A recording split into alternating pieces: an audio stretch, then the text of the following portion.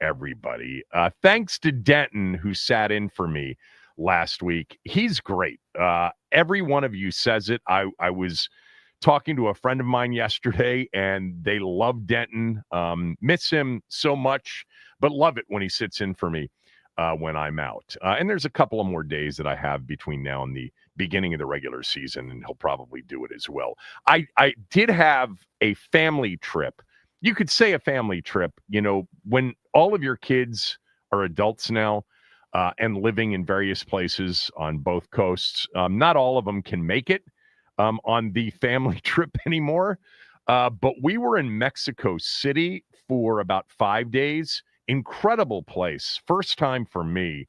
My oldest lives in Los Angeles, and he spends a lot of time there on business. So he met us there, my wife and I. My wife's been there once before. It is an incredible place. Those of you that kind of follow this stuff know that it's totally different than it was, say, 10 or 15 years ago. Totally safe. Incredible weather. I didn't realize that Mexico City, I knew it was at elevation. I didn't realize that it was at 7,300 feet of elevation. So the weather is phenomenal. The food is incredible. Foodies will tell you that Mexico City is a top 3 to 5 restaurant food city in the world. Obviously, it's also one of the largest cities in the world at 23 million in the entire metropolitan area. But we had a great time there. The place is so lush, so green. For me, too much of the museum going. I can do that for about a day or two, and then I'm kind of over that. And so a lot of walking, a lot of museums. After Mexico City, we went to Costa Rica. I think I've mentioned this before, but my younger brother lives in Costa Rica. He's been there for 25 years now. He just had a baby girl. She is gorgeous. So we had a good time with his family. And I did hit the casino a night or 3. I'm not a poker player. I've never been a poker player. I just didn't get into poker. For me, it was always blackjack and craps in a casino, and then sports betting. That's been the nature of my, the vice that I have, the worst vice that I have, which is gambling. And I just kind of missed the poker thing. I had friends that got into it, but most of my friends were like me and just kind of missed it. I sat at a poker table on Saturday night, Friday night for about 5 hours. Man, it's addictive. It is addictive. This just in, poker is fun. I know most of you know that. So I've missed that. I got to be careful, though. I don't want to get into something that's going to be a time suck. And I've already been warned by my older son and my brother that online, be careful, because that can really be a time suck. I won't do that. I definitely won't do that. But it is fun to sit at a poker table in a casino for a while. So what did I miss while I was gone? Did I miss anything, Max? No, Good nothing. God. It's been all quiet on this front, Kevin. You go off to Mexico and nothing happens. Yeah, it was crazy last week. I was following it all on, social media in particular. By the way, I got this from Randall, and I've not come anywhere close to catching up on all of the social media and email stuff that I got from all of you last week during that very busy week. But this from Randall. Randall writes, Kevin, I compiled a list of the best tweets from fans who attended the first full week of training camp. Here's the summary. Jalen Lane is Jerry Rice. Bill Merritt is the next Emmitt Smith. And the only question with Trey Amos is, will he win Defensive Rookie of the Year over Abdul Carter, or will he just be a Pro Bowler? Oh, also, your guy, Kadron Medrano, is going to be impossible to keep off the field. I think his name is Kane Medrano. And Randall, that's a good memory. I didn't know anything about Medrano before the draft. After the draft, I spent some time, and I'm like, this guy is, as Scott McLaurin would say, he's a football player. I'm not sure what position he'll play, but he's a football player. But yeah, I got all of that. Look, it's like a summer ritual. Okay, this is one of the reasons this time of year is alternately entertaining and annoying. The training camp 7-on-7s, the 11-on-11s, the play-by-play descriptions from fans and beat reporters. Look, I don't hold it against them. There's an audience for this. I get it. Why would you not tweet out play-by-play of 7-on-7 in shells when there are people on the other end eating it up? But of course, the proclamations of greatness before any of these players have played an actual NFL game is embarrassing in hindsight, as we've learned over the years. More times than not, these declarations in late July and in August look really, really bad when we get to October, November, and beyond. But who knows? Maybe everyone will be right this year. The note that I made to myself last week is that this is look, it's observational. Many of you don't even pay attention to social media. You're smart. I don't pay attention to it compared to a lot of people in my business because I think it's a total waste of time for the most part. But we have to be, in tune. And it was the way to sort of follow what was going on. I was following Ben. I was following Nikki, a few others last week. But this really is the first training camp with total unbridled enthusiasm and confidence without any skepticism because of the success of last year and the belief that the team is well run, the team is adult, they have an elite quarterback, and that they're going to get everything right. They got a lot of things right last year in their first year.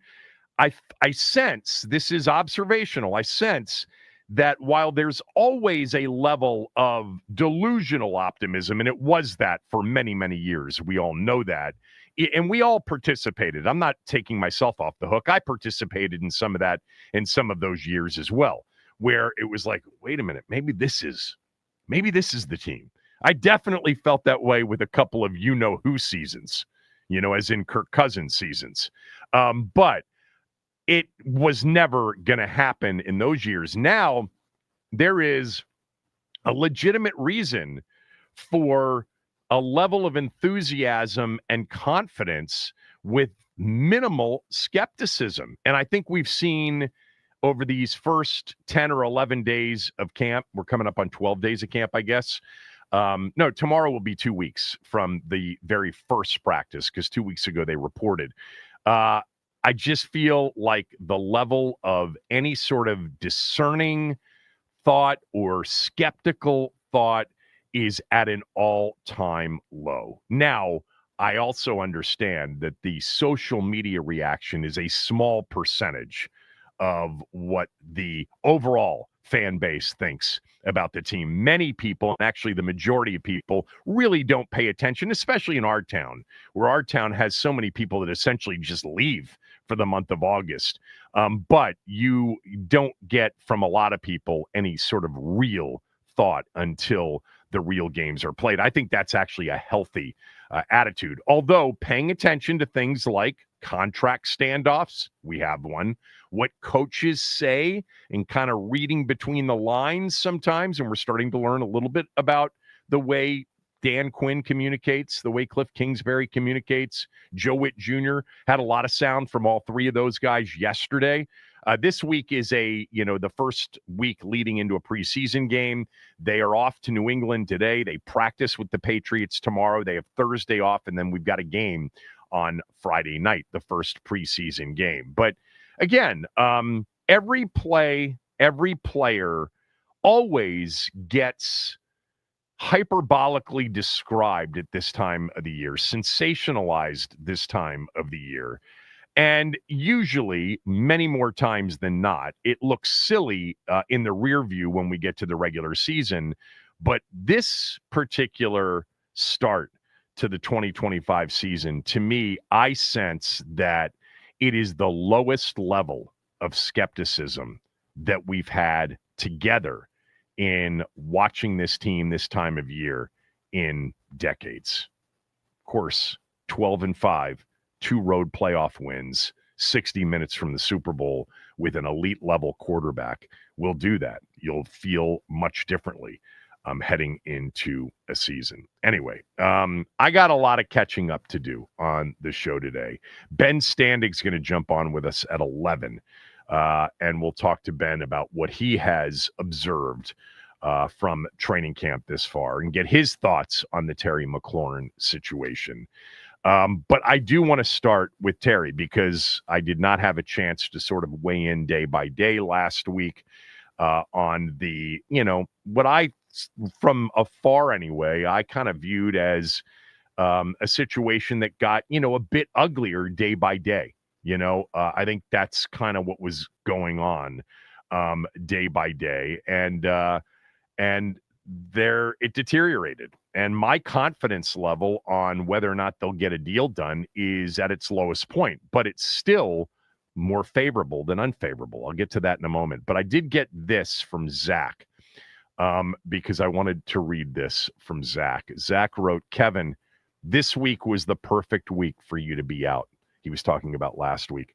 I wouldn't have been able to deal with you scolding Terry for reportedly asking for more than Metcalf and then requesting a trade. What a blessing to not have to listen to you this week.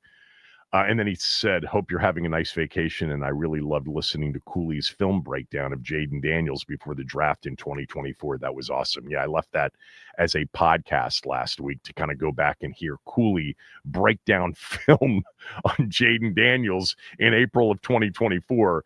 Cooley nailed it. He basically said, you can't pick anybody else but this guy. This guy's ready right away. And yeah, it was, thank you for that, Zach. Look, I know that everybody in this fan base has a strong view on Terry McLaurin, and it's not, all the same in terms of the strong view. I think people like Zach believe that, if there's any level of, constructive criticism or even taking sides like the team side, which I've taken, it definitely is a sensitive subject for people like Zach, whether it comes from me or anybody else, anybody that, efforts to make Terry sound or appear to be anything less than, a top 5 kind of receiver, a superstar receiver. It's, hater. It's all those, cliched terms about, being anti-team or anti-Terry. Let me just make this clear. He's not an elite receiver. He's never been a top 5 receiver. And I hate to break it to you, but I think it's becoming clear or more clear by the day that the team doesn't think of him in that way either. But, superstar doesn't mean that they think he sucks. So, not a superstar, not Jamar Chase or Justin Jefferson doesn't mean that they don't think he's really good. I think he's really good. Sometimes that's not good enough for people like Zach.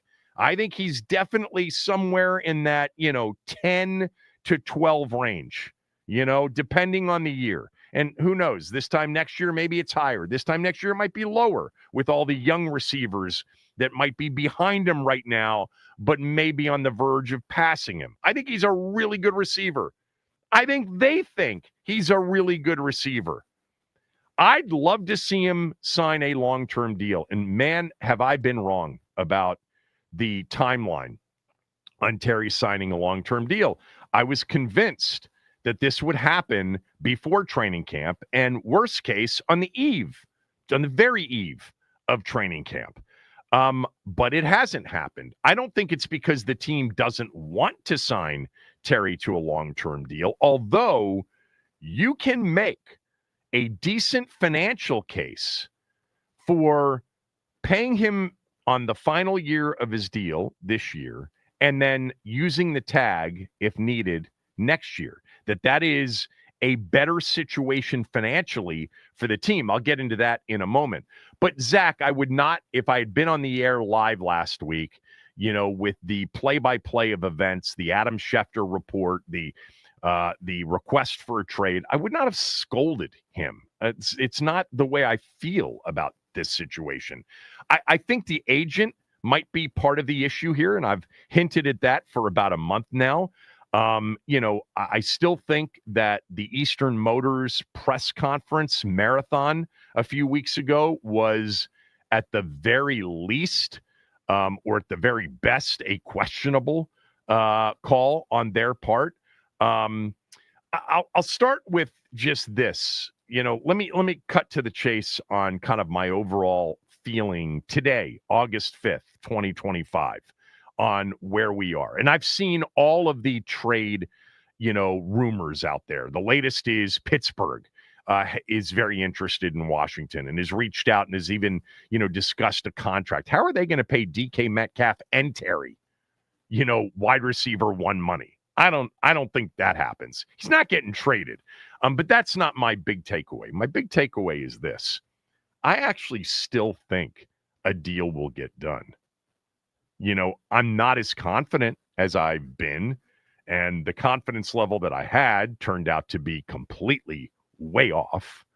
I'm not nearly as confident anymore, but I still think that prior to that opener on September 7th at home against the Giants, Terry will have some type of extension. Maybe it will be something much shorter, and without as much guaranteed. I still think there's a 75% chance. That's down from maybe 90% 2 weeks ago, that he would get a deal done at some point during camp. So it's less confident, but I still think a deal will get done. The biggest reason for losing confidence that it'll get done, and me being at 3 out of 4 and thinking there's a 25% chance it won't happen, which is the highest for me so far, is, a combination of things. Number one, the reporting last week from Adam Schefter, this wasn't, some fan blog site or some guy who gets it wrong, 80% of the time. But Schefter's report last week that Terry is asking for considerably more than what DK Metcalf got from the Steelers. If true, that's a problem. It's too much. It's too much for the team. Considerably more than DK Metcalf.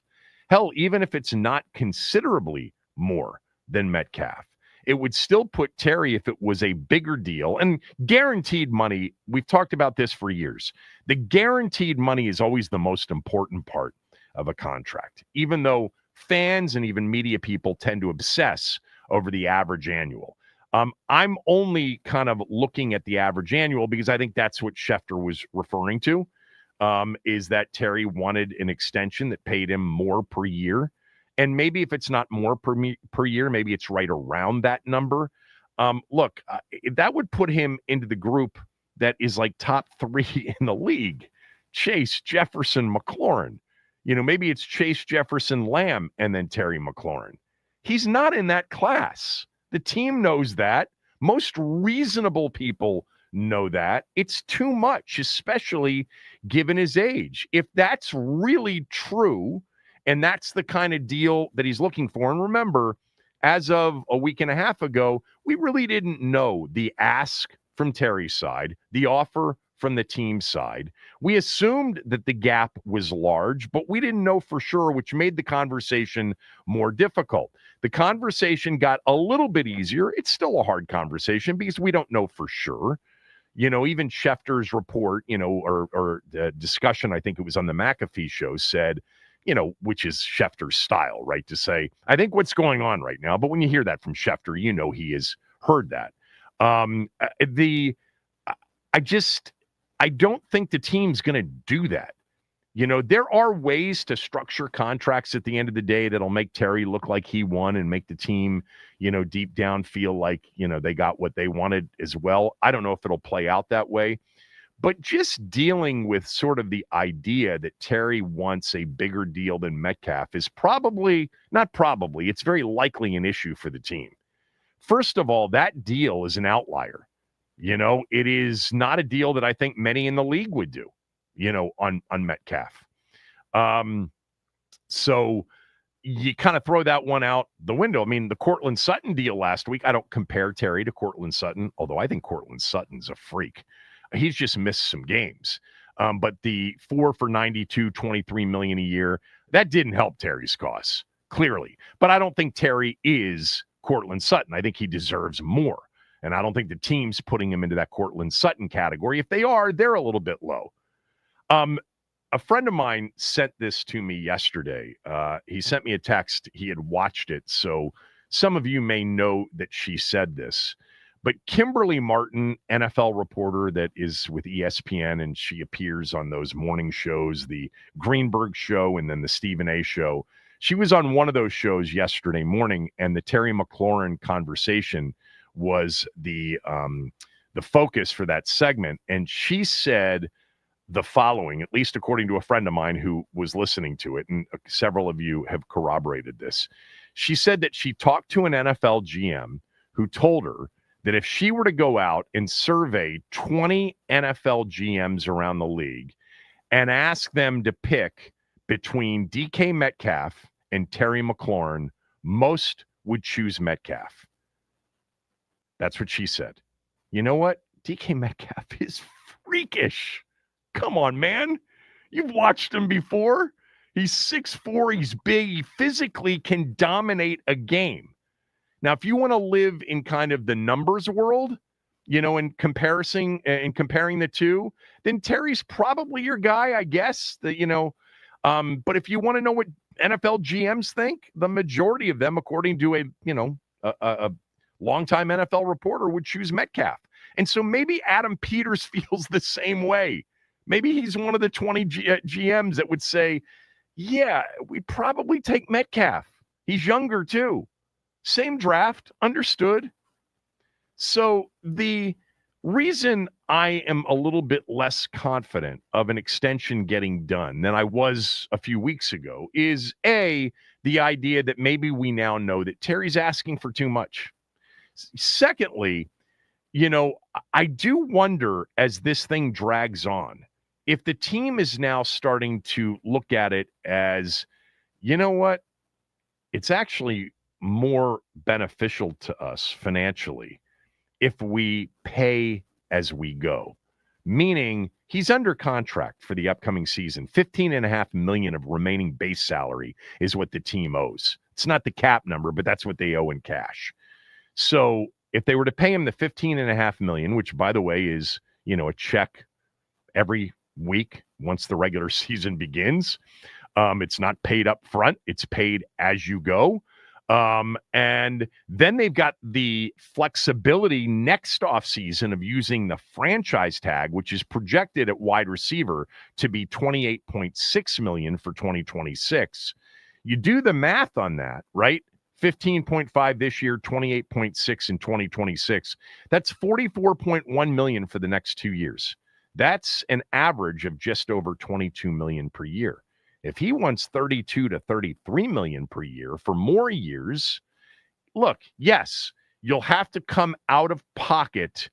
You'll have to load it all into one season in 2026 in terms of the cap number. But they've got flexibility with the cap for the next 2 years before they pay Jaden. So that's not a big deal. What's really beneficial financially for them is over 2 years, they'd pay a lot less than what he's asking for. And they wouldn't have to come up with 50 to 60 million at signing. They pay as they go. I think the team wants to do something to keep Terry here for more than 2 years. I think they'd love to avoid using the franchise tag on him. But if the gap between the ask and the offer is as wide as maybe it is right now, the team might be okay going that route, the pay-as-you-go route. Now, you lose him after 26, he's entering his age 32 season in 2027. So maybe that's not as much of a concern for them, a wide receiver entering their age 32 season. They could always use a franchise tag twice, or they could always extend him. They could extend him next year. They could extend him before 2027. Who knows? I think they'd love to keep him here for the entirety of his career. But if this gap doesn't shrink, the pay as you go and pay a lot less for the next 2 years benefits the team. Make no mistake on this. The team has all of the financial leverage right now, all of the financial leverage, trade request or no trade request. Okay, the team has had and still has all of the financial leverage right now because Terry's under contract. He has a year left on his deal. Now, I tweeted this out last week that Terry may have some emotional leverage right now because he's a fan favorite. He's such a good dude. He had to stick it out with the franchise when the franchise was a complete clown show for the majority of his career so far until the new guys got into town. But I don't think the team's going to overpay him because of that. I don't, and I don't think they should. Bottom line is he's under contract in 2025. He can't trade himself. And personally, I think the chances of him getting traded, despite some of the rumors that are out there, are zero. Why zero? Well, because of what we've talked about for the last few weeks and prior to last week when I was here, because they won't get enough back. Have you seen some of the projected trades for Terry McLaurin? A 3rd-round pick, a 4th-round pick, a bit player and a 4th-round pick. There was one that said Brandon Ayuk for Terry straight up. There's another the most ridiculous discussion out there of the last week or week and a half is somehow Micah Parsons for Terry. I saw some people actually say that that's a straight up deal. You're high if you think that's a straight up deal. You're going to have to give up a lot more than Terry McLaurin for the right to pay Micah Parsons. But Terry as a standalone entity is not going to bring back as much or anything attractive enough for the team to move him. And the reason for that is Terry's got to get paid by another team when they trade for him. Once you have to pay a guy big money after a deal, that lowers the compensation naturally. And yeah, I talked about this yesterday on my podcast because I did one last night when I got back. I was thinking about Terry's value to this team versus other teams. I think he's more valuable to our team. I'm not saying that he couldn't go somewhere else and produce at a high level. I mistakenly compared him off the cuff to Draymond Green. That's not a good apples to apples. Draymond Green's a future Hall of Famer in the NBA, but people always say about Draymond Green, his value to the Warriors is much greater than his value would be to anybody else. It's sort of the style of player he is. And the IQs of the players around him have to be super high because his is so high, even though he's an emotional wreck on the floor. We understand that, but his basketball IQ is off the charts. But I do think the fit for Terry here with Cliff Kingsbury, Jaden Daniels, now Deebo Samuel, I think it's greater here. And I think the team needs him. See, they're not going to trade him because they need him. And by the way, he needs to play. He can't hold out and miss his age 30 season and hope the situation improves 9 to 10 months from now. That's not going to happen. He's not getting traded. It's just not going to happen. Like I've been saying all off season, being totally wrong about the contract extension before training camp, but saying the worst case scenario was always and still is him playing out his contract this year, him playing without a contract extension, but playing. And there is, a pros pro mentality with Terry that probably works against him because the team knows that he's not the kind of player that's going to let not getting a deal affect his play. They know that. I like Terry. I like him a lot. I want him to have the chance to follow up on the best year of his career with another great season. I hope he does it on a new deal. but I'm still where I was before last week. I trust the organization right now, partly because of what they've already accomplished, but specific to Terry, without knowing for sure, because we don't know their position, I personally, from afar, think my gut is the way they're evaluating him, vis-a-vis the most recent wide receiver deals, it makes sense to me. I think they think he's much more T. Higgins and Brandon Ayuk than he is, upper tier. And I agree with that. Now, I don't think he's Cortland Sutton, as I mentioned. Sutton's a major talent, don't get me wrong, but he's not been available like Terry has been. But if Terry's asking for almost $10 million more a year, it's too much.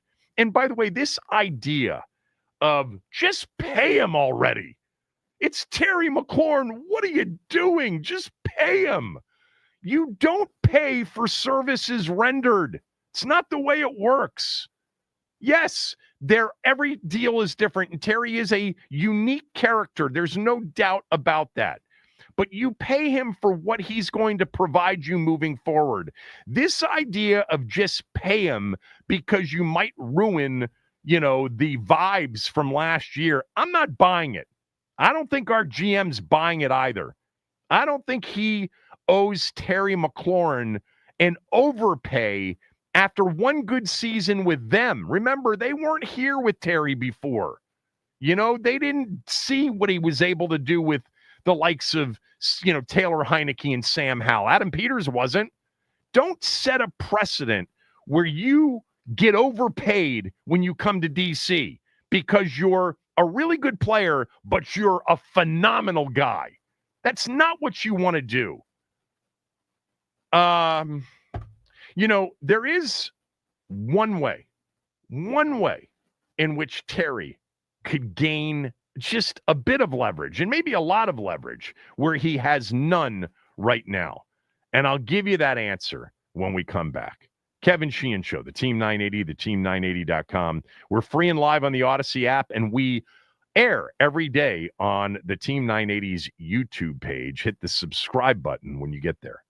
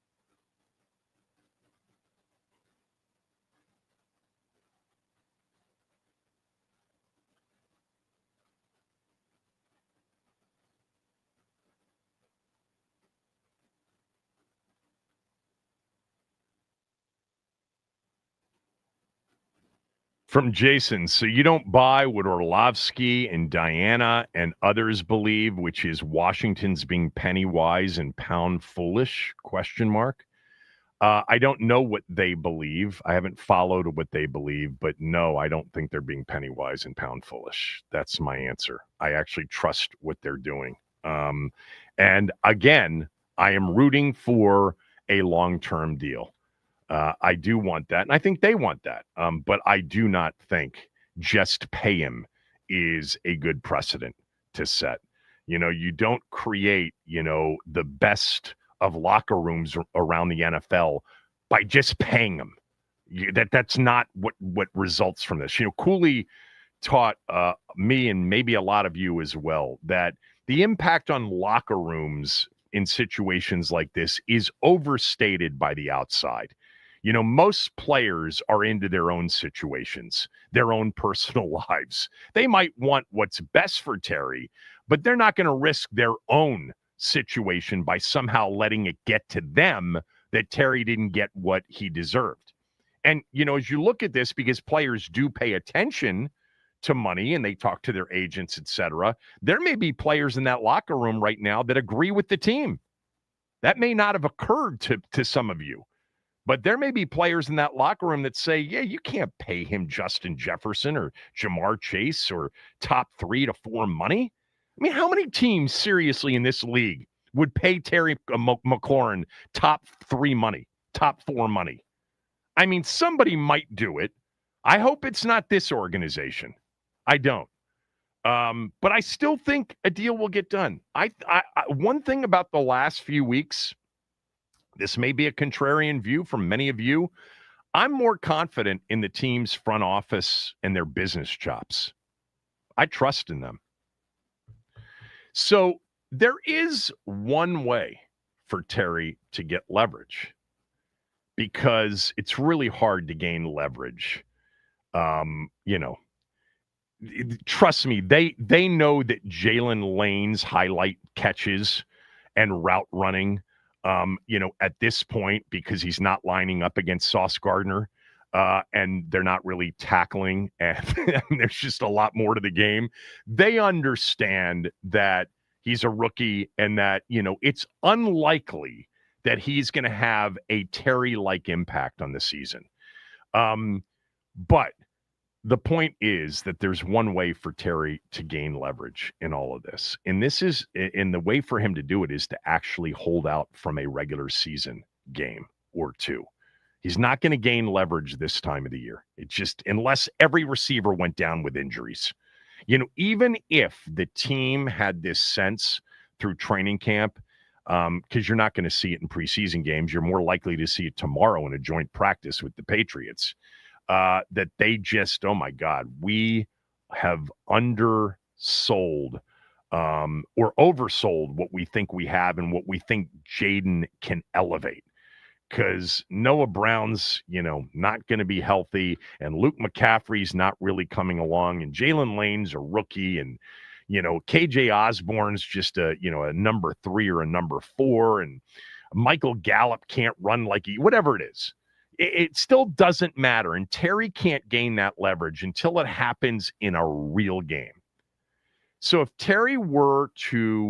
if this standstill were to continue and the two sides were so far apart, no hope of getting a deal, the only hope for Terry to gain any leverage, because he has none right now, no financial leverage, would be to actually hold out in a regular season game or two, and then hope like hell that the results are really obvious, that they miss him terribly.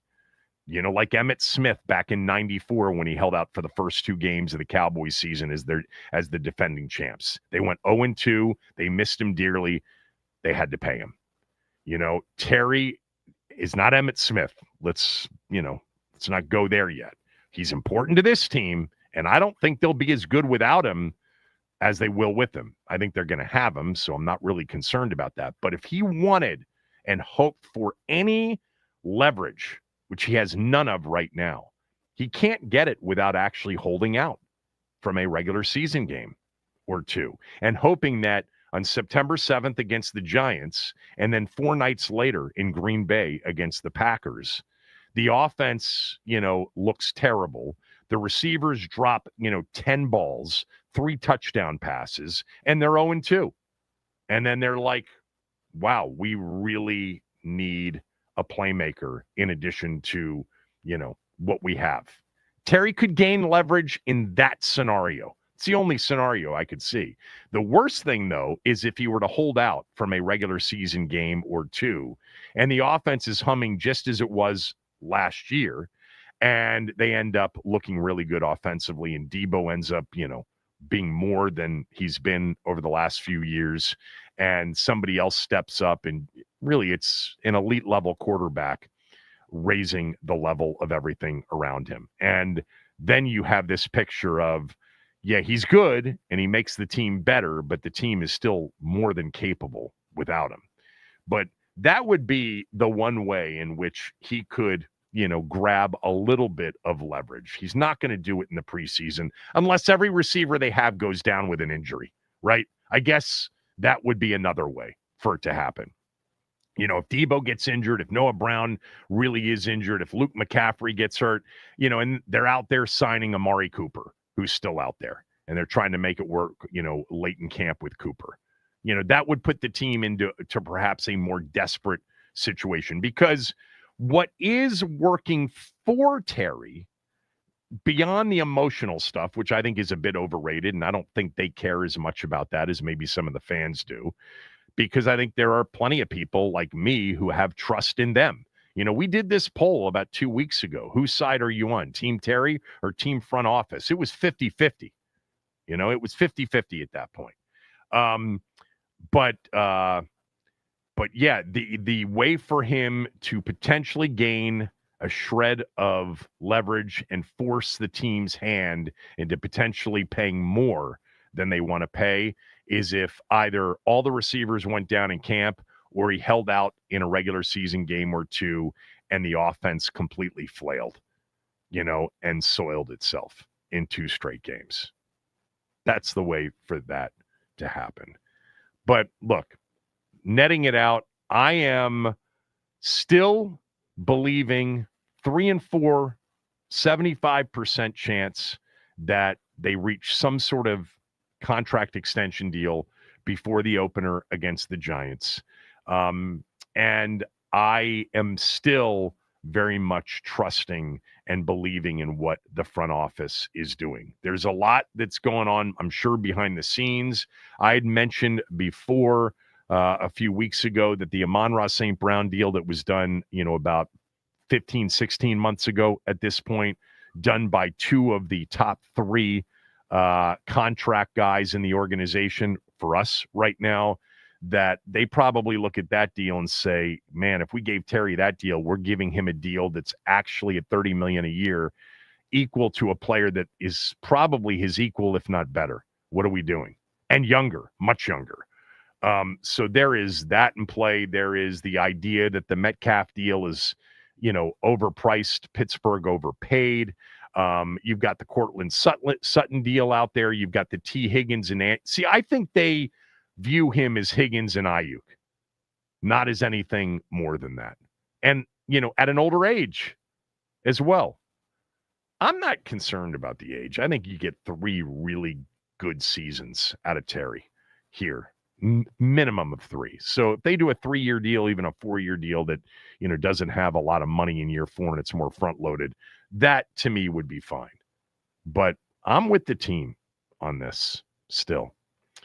All right. We'll come back to this next hour. I do want to take calls on the show today. Ben's going to join us at 11, and I've got a couple of thoughts on the stadium and a birthday yesterday of what I think is the most iconic player in franchise history.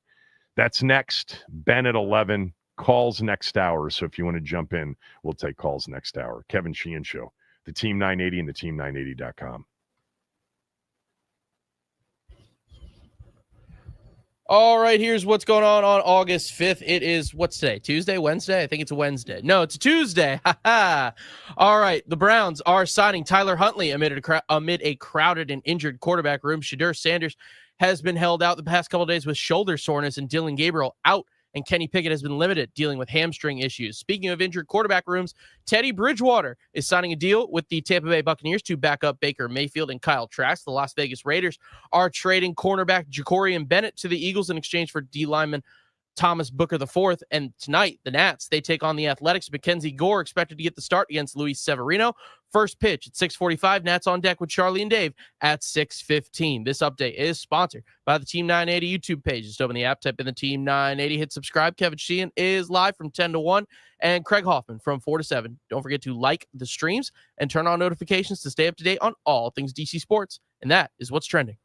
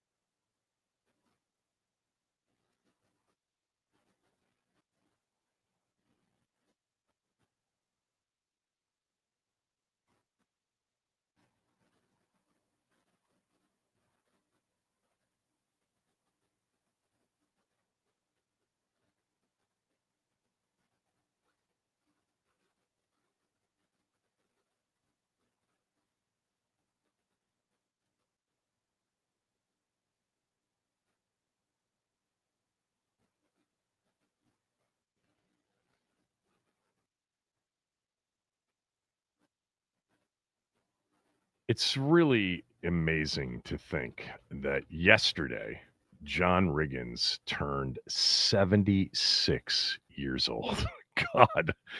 I mean, you want to make everybody my age feel old. Happy birthday to John, to Riggo. I think the most beloved player in franchise history, perhaps the most iconic player in franchise history. Certainly, the retirement of his jersey should not extend beyond next season in 2026. We're already earmarked for Art Monk in 2025. There's nobody that should go in before Riggo. in 2026. Go in. I'm saying get his jersey retired.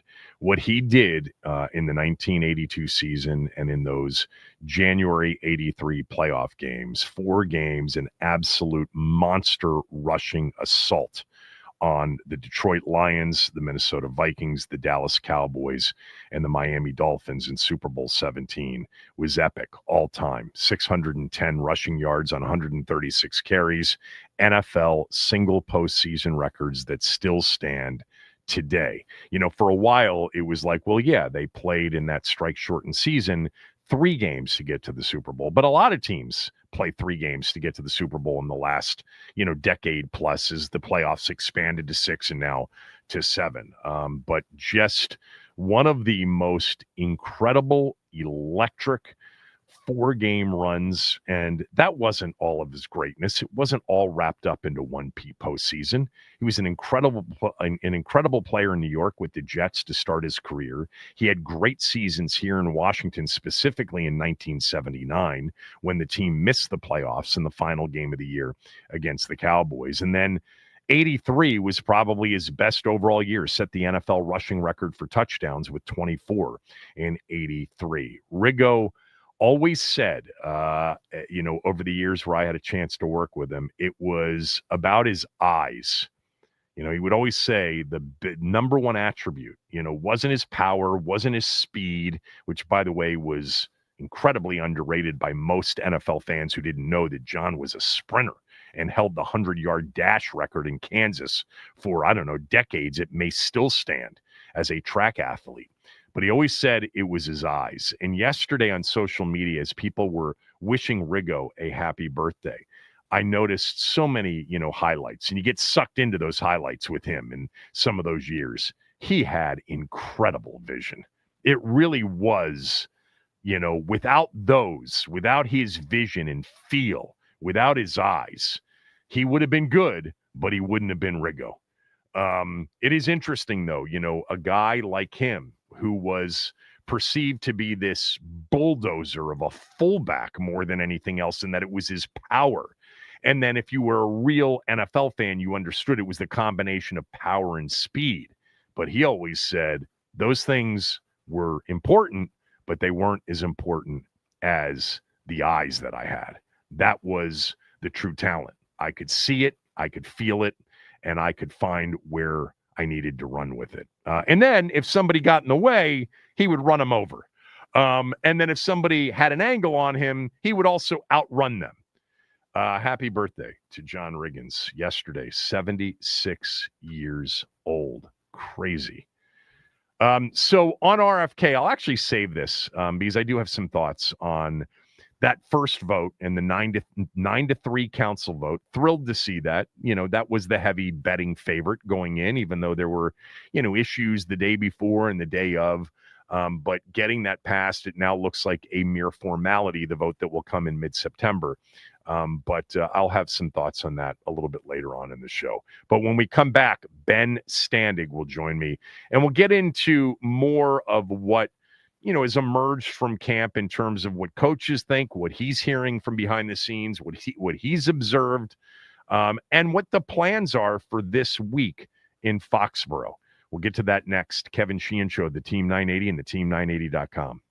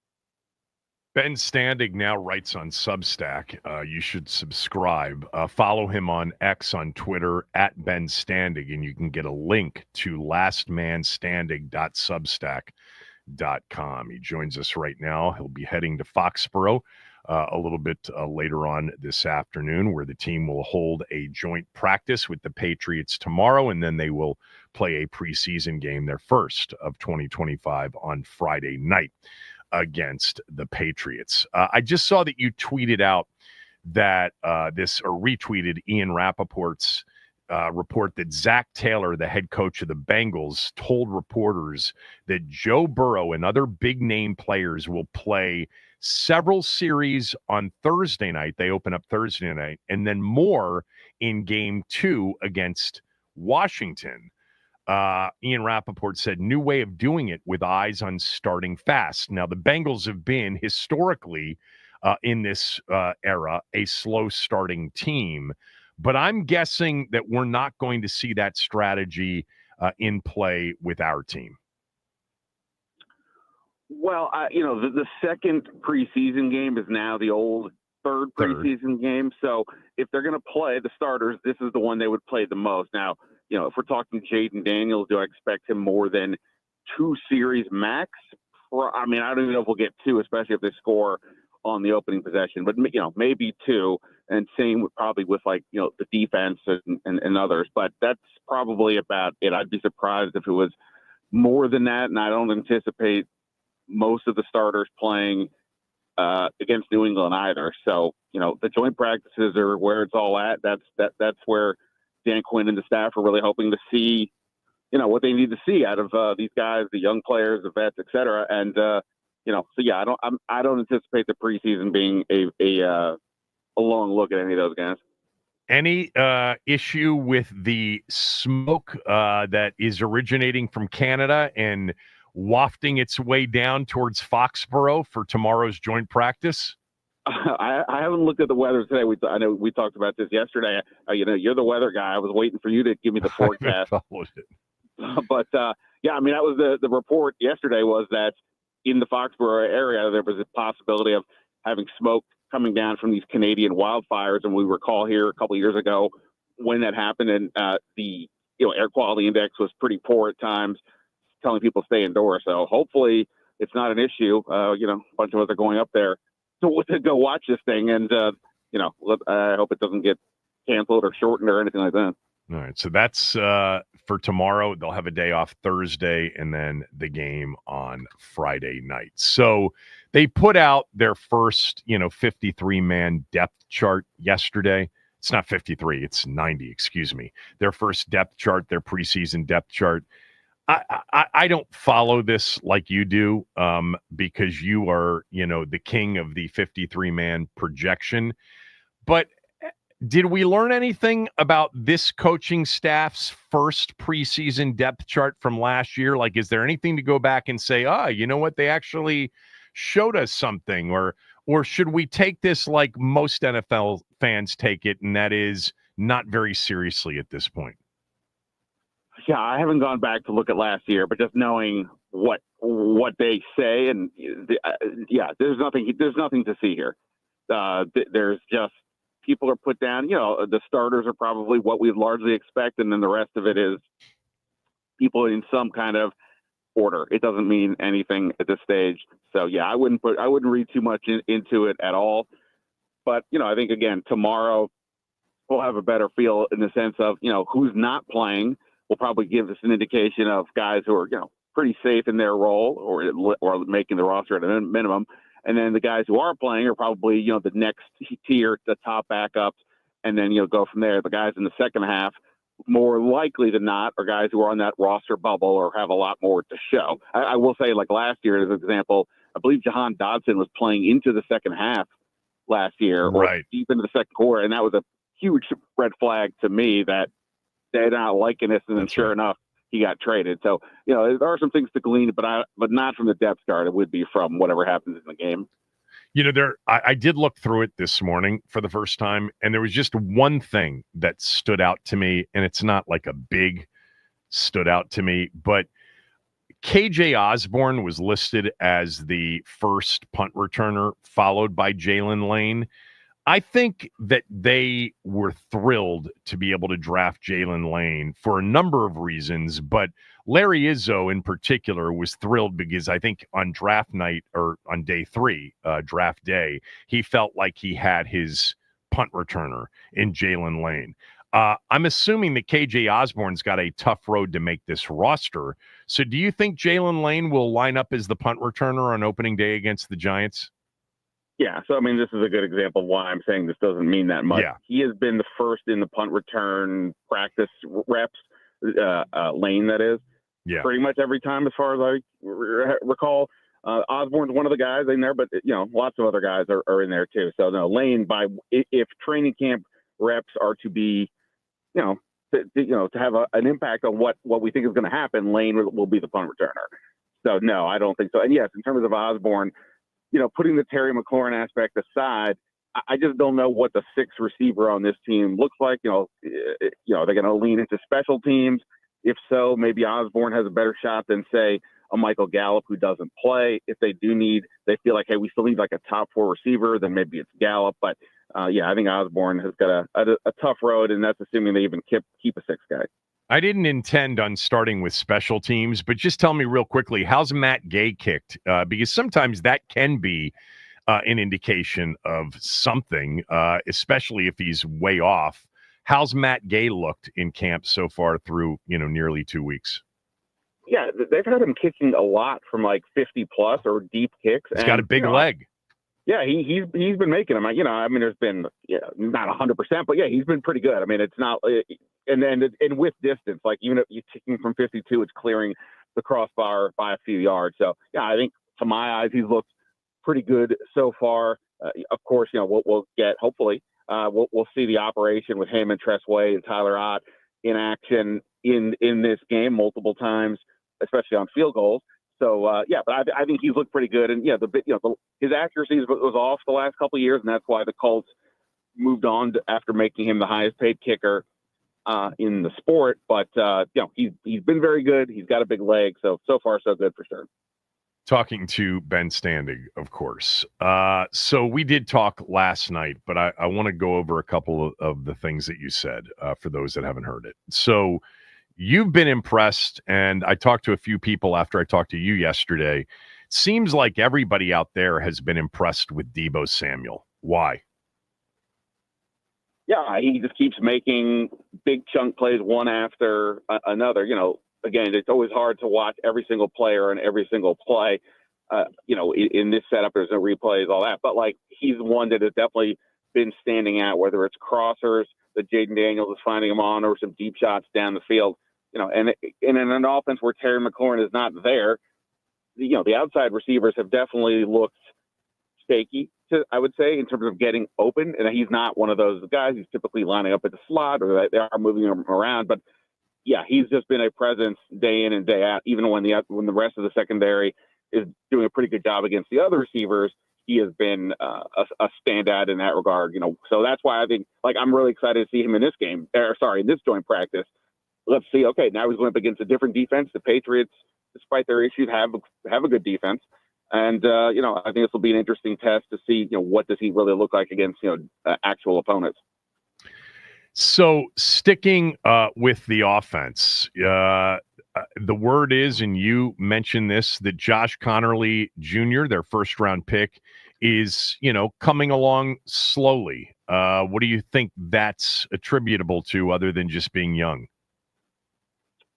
Yeah, the youth, I think, is certainly some of that. I think his technique is, got some work to do. I was on the sideline, I guess, yesterday with our pal Mitch Tischler from the Beltway Football Podcast, who fancies himself as an offensive line guy, played a little bit in high school, those kinds of things. But anyway, we were looking at him, and Connerly was kind of a little more upright than some of the other guys.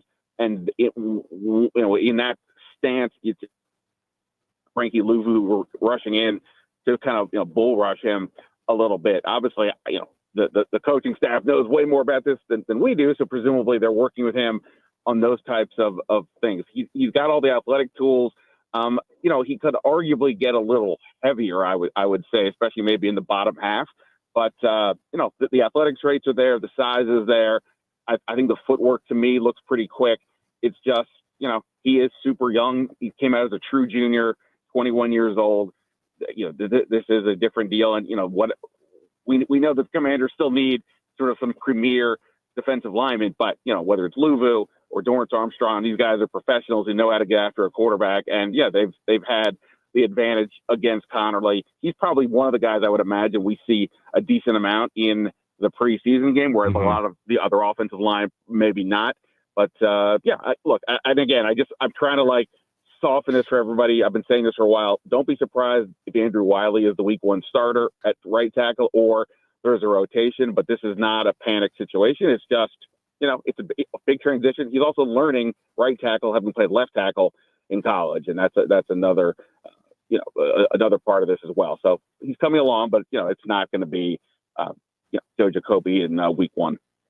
Let's flip it to the defensive side of the ball. It's hard, when you're at camp to discern sort of interior defensive and offensive line play at this time of year. But that's not what I'm going to ask you about. I'm going to ask you, do they look much bigger than they did last year? Definitely bigger. I mean, seeing Dietrich Wise on the edge, just a huge human being. It's not something they really had out there a ton. And I think, they have taken, we saw Deron Payne last year at times play on the end occasionally. They've done that with Johnny Newton as well, who's one of the lighter defensive tackles they have at 295. So I think they'll have some lineups with during the season of, 3 defensive tackles, Kinlaw probably out there as well. That'll get them even bigger. But yeah, there's definitely more size on the line. There's no question about that. What that translates to, again, we'll have to wait and see. The run game is really one of the harder aspects to gauge in camp because there's no tackling.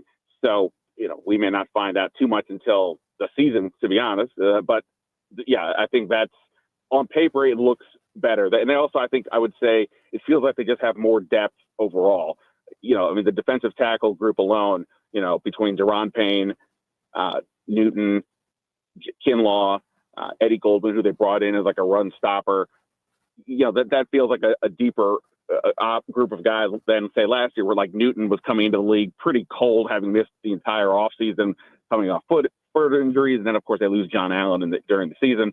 So I think they've got a lot of options. And then, same on the defensive edge side of things with, Armstrong, you add Von Miller, Frankie Luvu's been playing a little bit with his hands in the ground. So I think they've got more bodies, how it all comes together. Obviously last year wasn't good enough on the run, so we'll have to see what that improvement looks like, maybe in preseason, but maybe not until week 1. All right. You shared with me yesterday that Sandristil's been a standout so far, and you were also really high on Trey Amos, as they are. So talk about the excitement level that you have and maybe they have about the cornerback room. Yeah, I think it's not only is there more talent, it's extreme more talent compared to where they were a year ago at this time. It's not even close. But I think it's really about what Joe Witt now can do with his defense. With Dallas, he had corners he felt he could kind of leave on the island a little bit, press corners, and then when he sent waves of pass rushers towards the quarterback, these corners would press up, not giving the quarterback great looks, et cetera. They couldn't do that last year. They just didn't have the bodies. Even with Mikey Sanders still playing outside and doing a good job because they had no other options. He's not the biggest guy. Obviously, Lattimore was injured pretty much the whole time. So now with a healthy Lattimore for now, hopefully that continues. And Amos, I think Joe Witt can go to that press look with, combined with sending multiple blitzers, a lot of pass rushers at the quarterback. So I think that is the big deal. It's not just that those guys have looked good, and that includes Jonathan Jones, one of the guys they brought over from New England.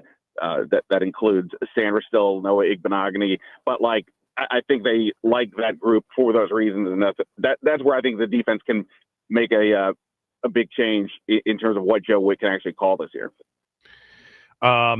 Second year guys that were drafted last year. You've mentioned Amos already. You've highlighted Sandristil. What about the others? Sinnott, McCaffrey, etc. Anybody stand out from that group? Anybody that they're excited about that you kind of have a hunch is going to be a big contributor in year 2?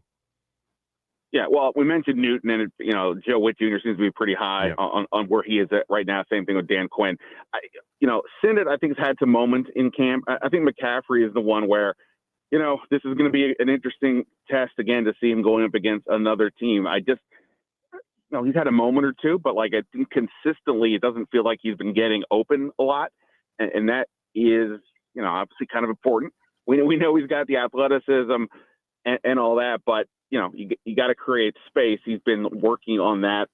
Cliff Kingsbury said that yesterday that McCaffrey is, far improved from where he was at this time last year, and he is still a player who is, I don't know how much longer we have to say he's still learning the position because he was a college quarterback, but nonetheless, he's still adjusting, I guess, to a new spot. But this is, I think, a big opportunity for him without McLaurin in camp and now in preseason to be, one of the guys on the outside. The opportunity is right there for him as they get potential. But right now, I think it's still a work in progress to say, again, if Terry were to be out, say week 1, not saying that is, but if they were, I don't know that I'm saying McCaffrey is the starter, even though that would be something you probably would want because of the, you drafted him and all that versus, got some of these vets who've kind of been around and, you kind of don't get too inspired by, but I don't know that I'm seeing McCaffrey at this moment look like a guy who you could feel comfortable with playing a ton right now.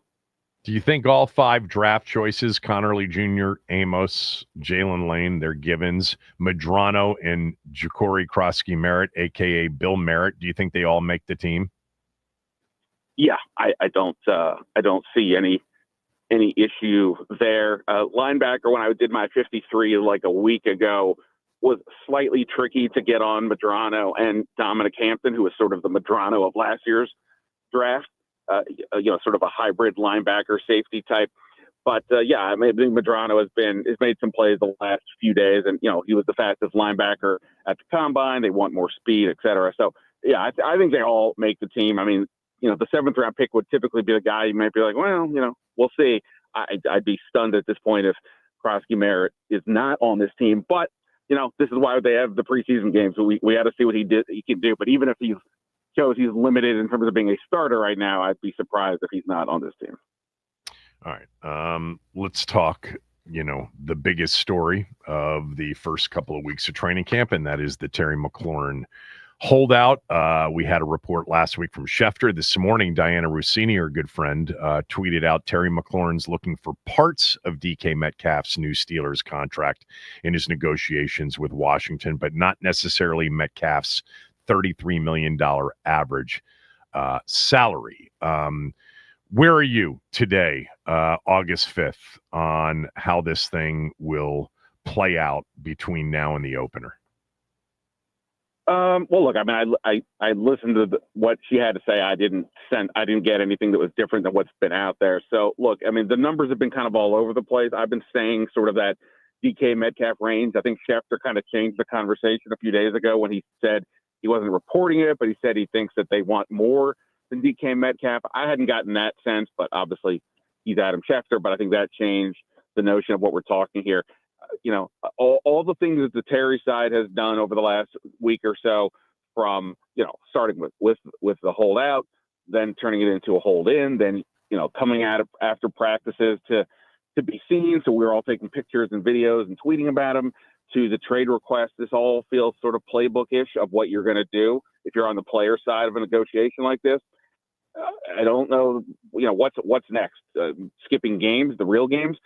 That's a huge step. And if we get to that point, then obviously things have gone incredibly off the rails, even more so than it maybe feels now. Whereas the team, I mean, not only are they not, publicly saying anything, it doesn't feel like they're budging at all, and you understand why. They have all the leverage. He's under contract for another year. They can always put the tag on him next year. For right now, I think the number is less than $30 million, which is, if he's wanting DK Metcalf, that's 33 on average. So I to me, it's like they're going to keep playing this waiting game. Somebody's going to have to budge. I'm going to guess it'll be the Terry side, but what that looks like, I don't know. Again, we also don't know what the team is offering exactly. If they're offering something 25 or below, that seems pretty insulting to me. But if it's 27, 28, okay, well, I don't know. Is Terry going to say, well, that's cool? I don't, seems unlikely at this point.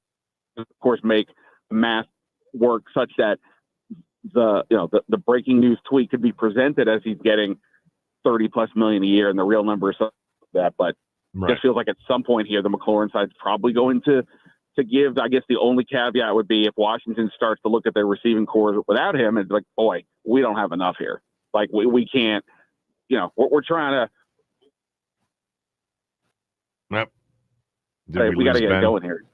All right, we got you back. We Oh, lost okay. it there, but I got the gist of it. And that's actually where I was headed, which is, something I talked about in the opening hour of the show and talked to you about on my podcast yesterday is there's really, you and I are in agreement. Terry has no financial leverage. The team has all of it right now, but there is one way for him to gain at least a shred of financial leverage. And that would be for, either multiple receivers go down during training camp and they just don't have enough, or he decides to actually hold out from regular season games and they flail all over themselves in the first two games against the Giants and 4 nights later at Lambeau against the Packers.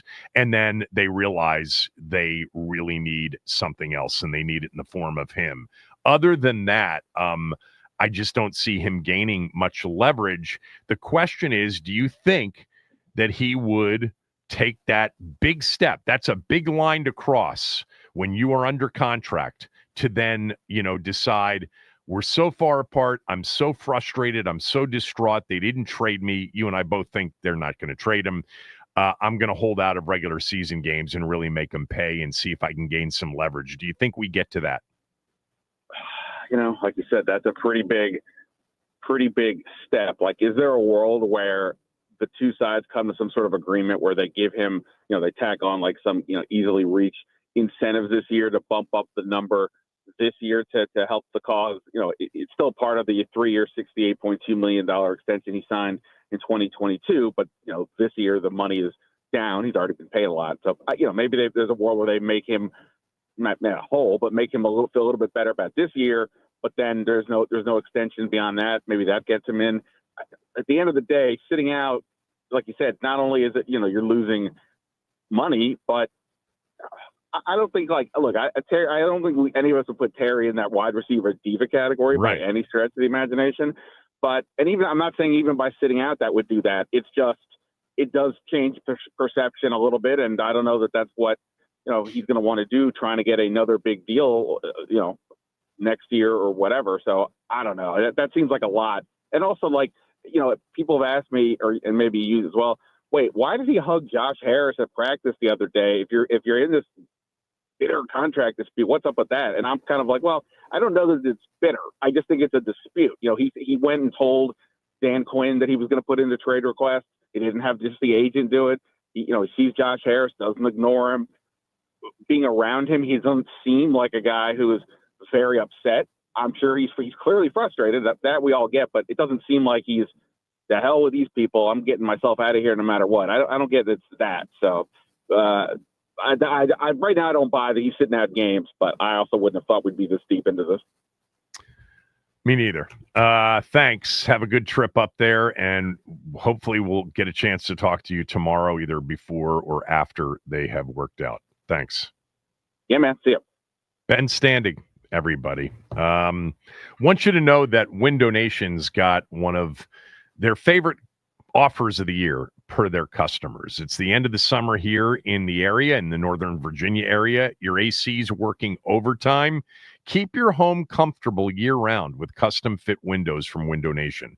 Right now, you can get 50% off on all window styles, plus no money down, no payments, and no interest for 2 full years. With an A+ rating from the Better Business Bureau and over 3 million windows installed, you can trust Window Nation. They offer a lifetime warranty on their windows, and when they come out to give you an estimate, it's free of charge. And I promise you, they're not going to obligate you to anything. They're not going to pressure you into making a decision. This sale ends soon, so don't miss out. Schedule your free in-home estimate right now and get access to 50% off on all window styles with no payments until the year 2027.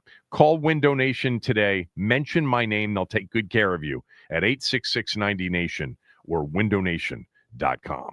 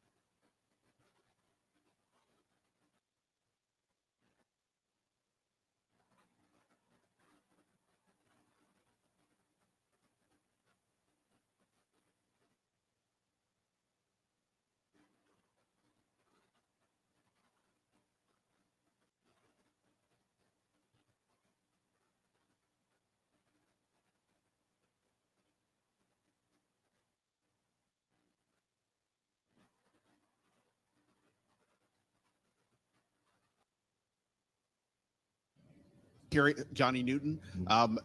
Obviously, he's had an off season this year as opposed to last year. Where is he at with his progression, and how closer do you think he is to like getting to level you guys are hoping him to be? I thought Johnny had a good day today, man. He had some really nice rushes, some one-on-one wins. He's healthy. His feet are good. So, we're expecting the guy that we drafted to really show, this year. He was behind the 8 ball some because he was dealing with those injuries last year. And so, knock on wood that he can stay healthy and we can get the best version of him. Johnny Newton's year 2 is a huge, huge year for him and this football team. He was drafted early in the second round on night 2, 2024. He was a projected first rounder. The team felt like, he was a first rounder that they stole. Remember, they talked about just praying that he would fall to them. They ended up taking him. He was hampered by some of those injuries coming off that senior or that final year at Illinois, where he was, by the way, the Big Ten Defensive Player of the Year. This team was not good enough defensively last year, just was not good enough defensively. And with the schedule, at least as it appears on paper right now, that they have in front of them, it has to be improved. There's nothing about the last few weeks that has changed the number one mystery, the number one question heading into 2025. Did they get better on defense? They look different personnel-wise on defense. Dietrich Wise, Javon Kinlaw, Von Miller, Eddie Goldman. But Johnny Newton is a huge part of what could change defensively for them. Not only is he a game wrecker as a pass rusher on the interior, he could certainly give them something against the run that they didn't have last year. Of course, you got to be stronger on the edges against the run than you were last year. But I'm looking for Johnny Newton to be a big step-up performer for them in 2025. And based on a few conversations that I've had since I got back, there seems to be a lot of momentum as it relates to their belief that Johnny Newton's going to have a season in year 2 for them. Big difference maker, potentially as a playmaker. Need to see that for sure if they're going to be better defensively. They're bigger, as Ben described. We've known that with guys like Goldman and Kinlaw in particular. And look, Deron Payne is still there, and he is a load. And he's playing on what amounts to a contract year, even though he is under contract in 2026. But without a lot of money owed to him, they could certainly move on from him next off season, as they did with John Allen, if he doesn't show the Deron Payne of 2022 in 2025. He's capable of it. He's only 28 years old. Deron Payne is still in his prime years at that position. But the combination of Newton and Payne and maybe Kinlaw gives me some hope that they could certainly be better. The use of Luvu and Miller will be interesting, especially on pass downs. And if we believe what Ben has said and others, that the cornerback room is much more talented than it was last year, I think, that is probably a given.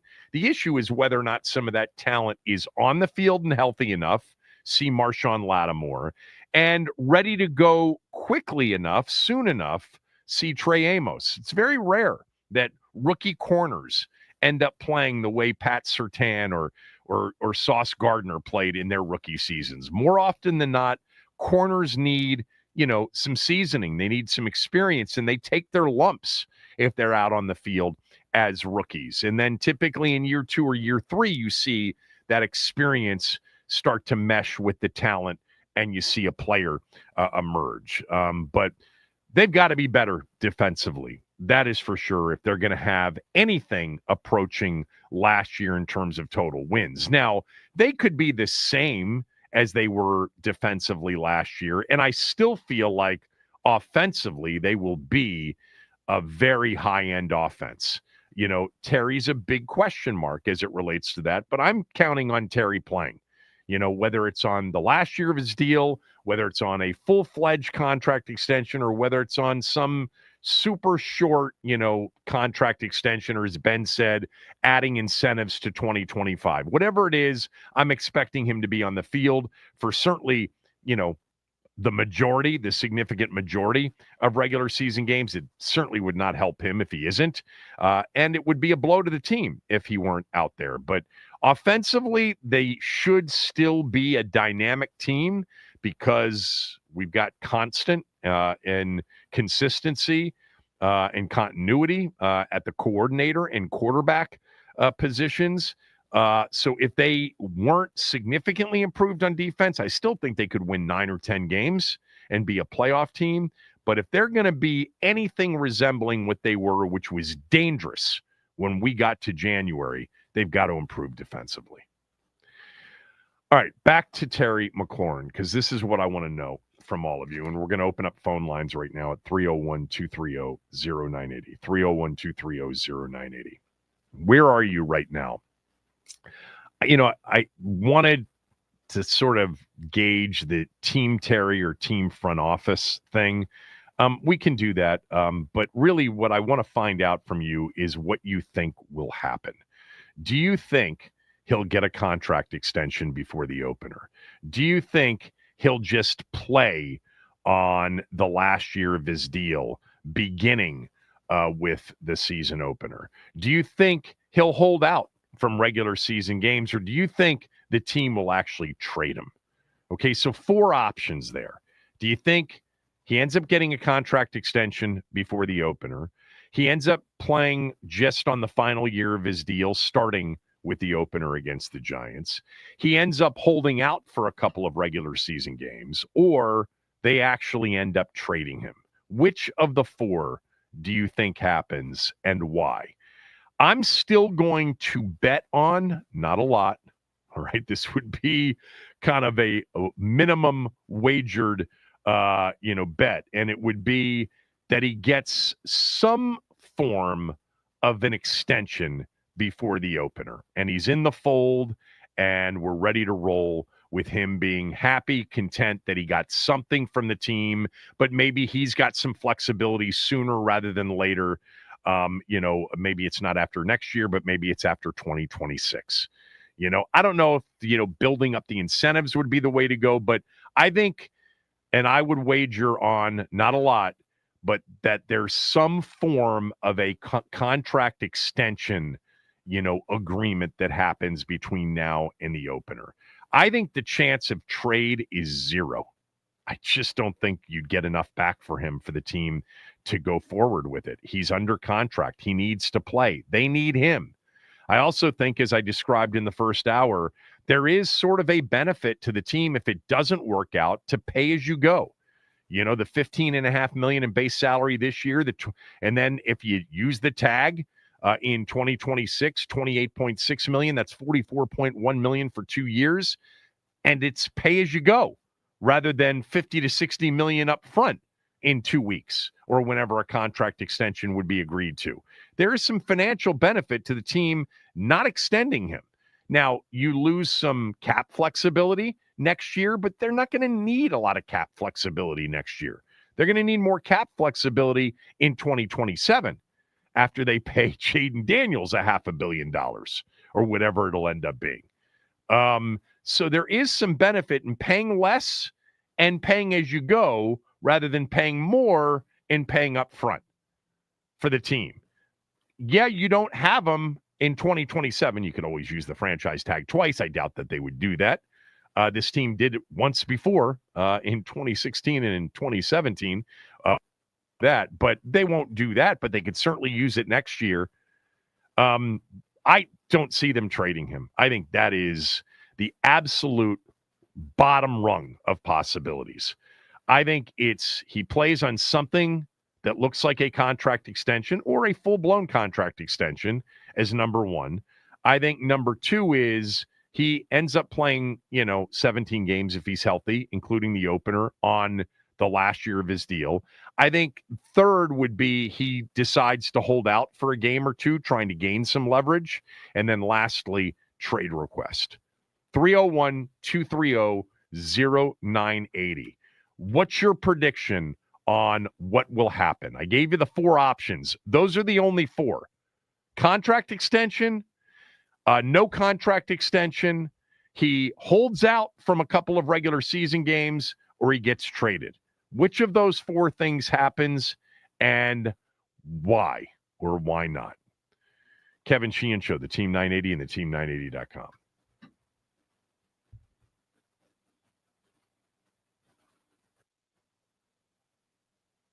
All right, here's what's happening on this Tuesday, August 5th. Browns are signing quarterback Tyler Huntley amid a crowded and injured quarterback room. Shedeur Sanders has been held out recently due to shoulder soreness, and Dylan Gabriel has been dealing with a hamstring injury, along with Kenny Pickett, who has been a limited participant in practice. Speaking of injured quarterback rooms, Teddy Bridgewater is signing a deal with the Bucs to back up Baker Mayfield, and the Las Vegas Raiders are trading cornerback Jacorian Bennett to the Philadelphia Eagles in exchange for defensive lineman Thomas Booker IV.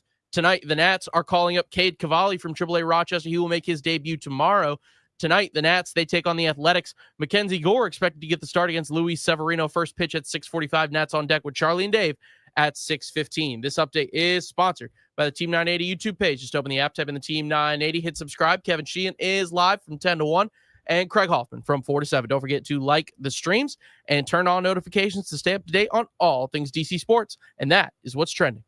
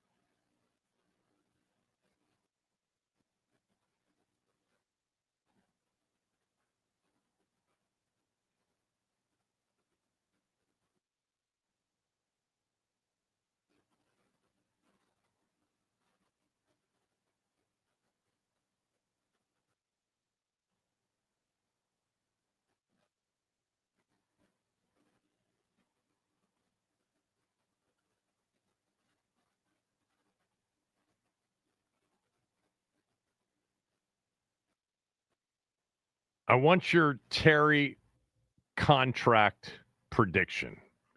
He gets an extension before the opener. He ends up playing the upcoming season with no extension. He holds out regular season games, or he gets traded. 301-230-0980. In order, I would say the odds still favor him getting an extension. I may be in the minority on that right now, but I still feel like some form of an extension is coming, or we'll get there. If you believe the Diana Rossini report, and I love Diana, I think she'll be on the show this week. I talked to her this morning briefly, that he's looking for, something not necessarily at DK Metcalf's AAV at the $33 million, but parts of DK Metcalf's contract. Maybe that's, progress on Terry's end. Who knows? But I still think that that's the leader in the clubhouse. I think number two would him be just playing without an extension and playing on the final year of his deal. I think Terry crossing the line of holding out with a contract, regular season games, certainly gives him the best chance of gaining some leverage. It's hard to do that in training camp or in preseason games unless there are just a rash of injuries at the position. You've got to see it in a regular season game. Okay, you've got to see it when, receivers are trying to get open against what the Giants in Green Bay have, in the first two games, which happened, by the way, in the first 5 days of the regular season for Washington. Could he hold out those two games and then be in a position to say, you guys are 0-2, like Emmitt Smith back in 1994, and your receivers are dropping everything. They can't get off the line of scrimmage. They can't get separation. They can't make contested catches. And, oh, by the way, they're getting hurt. All things that never happened to me. Yeah, maybe. I think that's third. And then I think the possibility of him being traded, I think those chances are slim and very, very close to 0%. What do you say? 301-230-0980. Give me your Terry McLaurin contract, prediction. Extension, no extension, holds out, gets traded. Let's start with John in Falls Church. John, go ahead. So, to answer your question simply, I think it's probably what you're saying. He hopefully gets an extension. I just don't like the other options, especially with Jaden Daniels, could just make the other receivers look good. But what you started to go down a path of something that I think is important to this conversation, which is that maybe Adam Peters and other GMs don't think the wide receiver position is worth quite what it is, like as a percentage of the salary cap. And so like running backs got, the salaries got pushed down, maybe wide receivers because their tendency to get injuries, kind of like running backs is going to dictate just sort of how the wide receiver market goes over the years, unless you're a unicorn. Yeah, I think the problem is there have been a couple of unicorns that have gotten record-setting deals, right, in just the last, 15 months. Jefferson and Chase.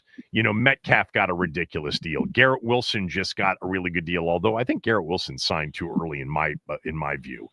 But, yeah, I just think – I don't know if it's that. Because I think wide receiver is a very impactful position, not quarterback, not defensive, havoc wreaker as a pass rusher, probably not even corner. All right. Maybe not even left tackle, but it's at an elevated position than it's been. But I think it's more that they just view Terry differently than a lot of the fans do. I really believe that. And I think there's this contingent of fans that believe he should get paid for what he's done. And nobody operates that way in business. There is certainly unique situations. And Terry, I would put into the unique category of being such a good teammate and such a good culture guy that, you take that into consideration and maybe you even pay a little bit more than you would for a player of his caliber and of his age because of it. But you don't pay for culture.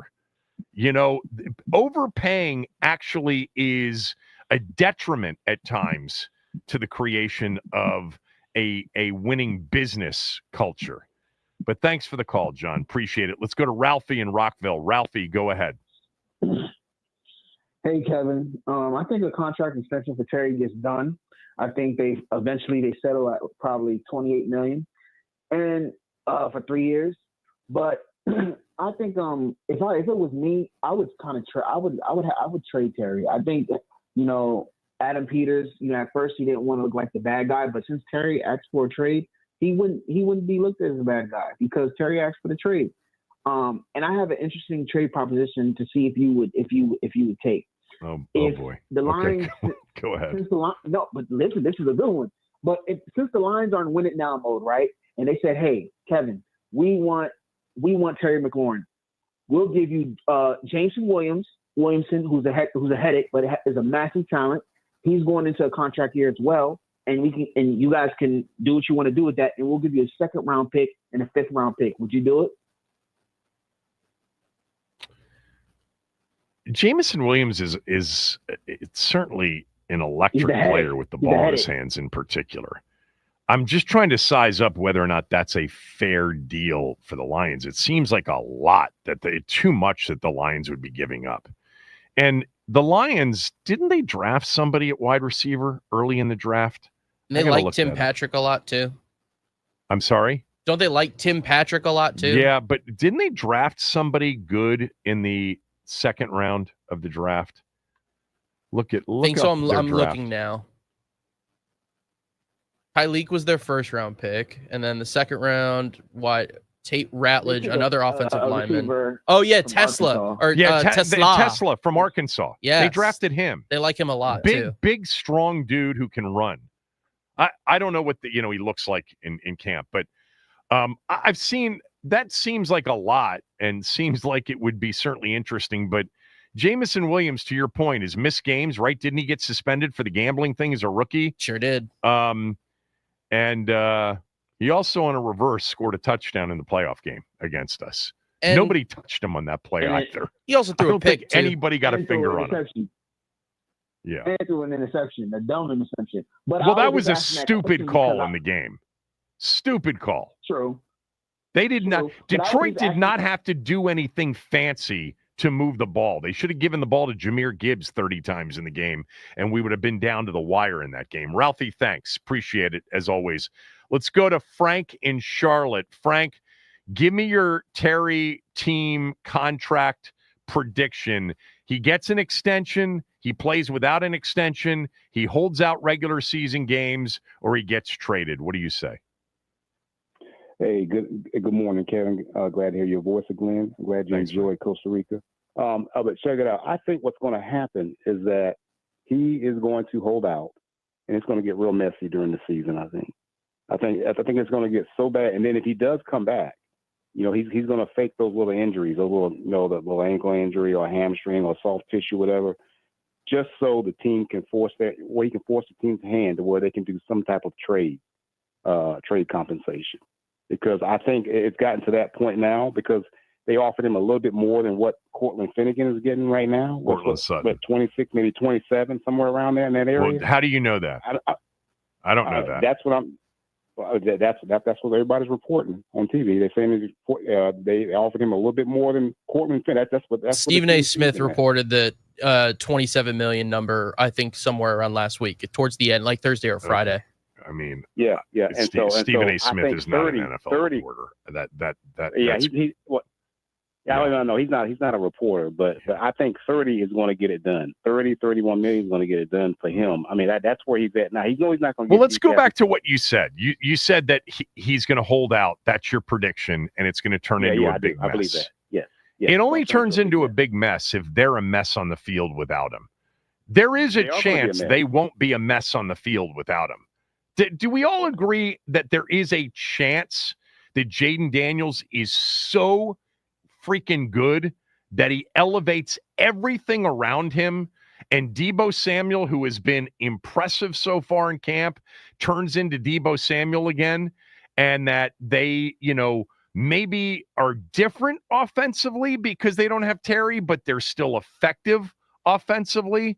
That Do you would believe not what the bode fans are well for believing right Terry, and I think that's in play. I'm not discounting their chances of being productive offensively without him. The quarterback's the most important player on the team and on offense. Absolutely. Absolutely. But do you believe some of these fans, these outlandish things the fans are saying, this is our Super Bowl run this year? I mean, it was going to be tough. Think about it. It was going to be tough with Terry.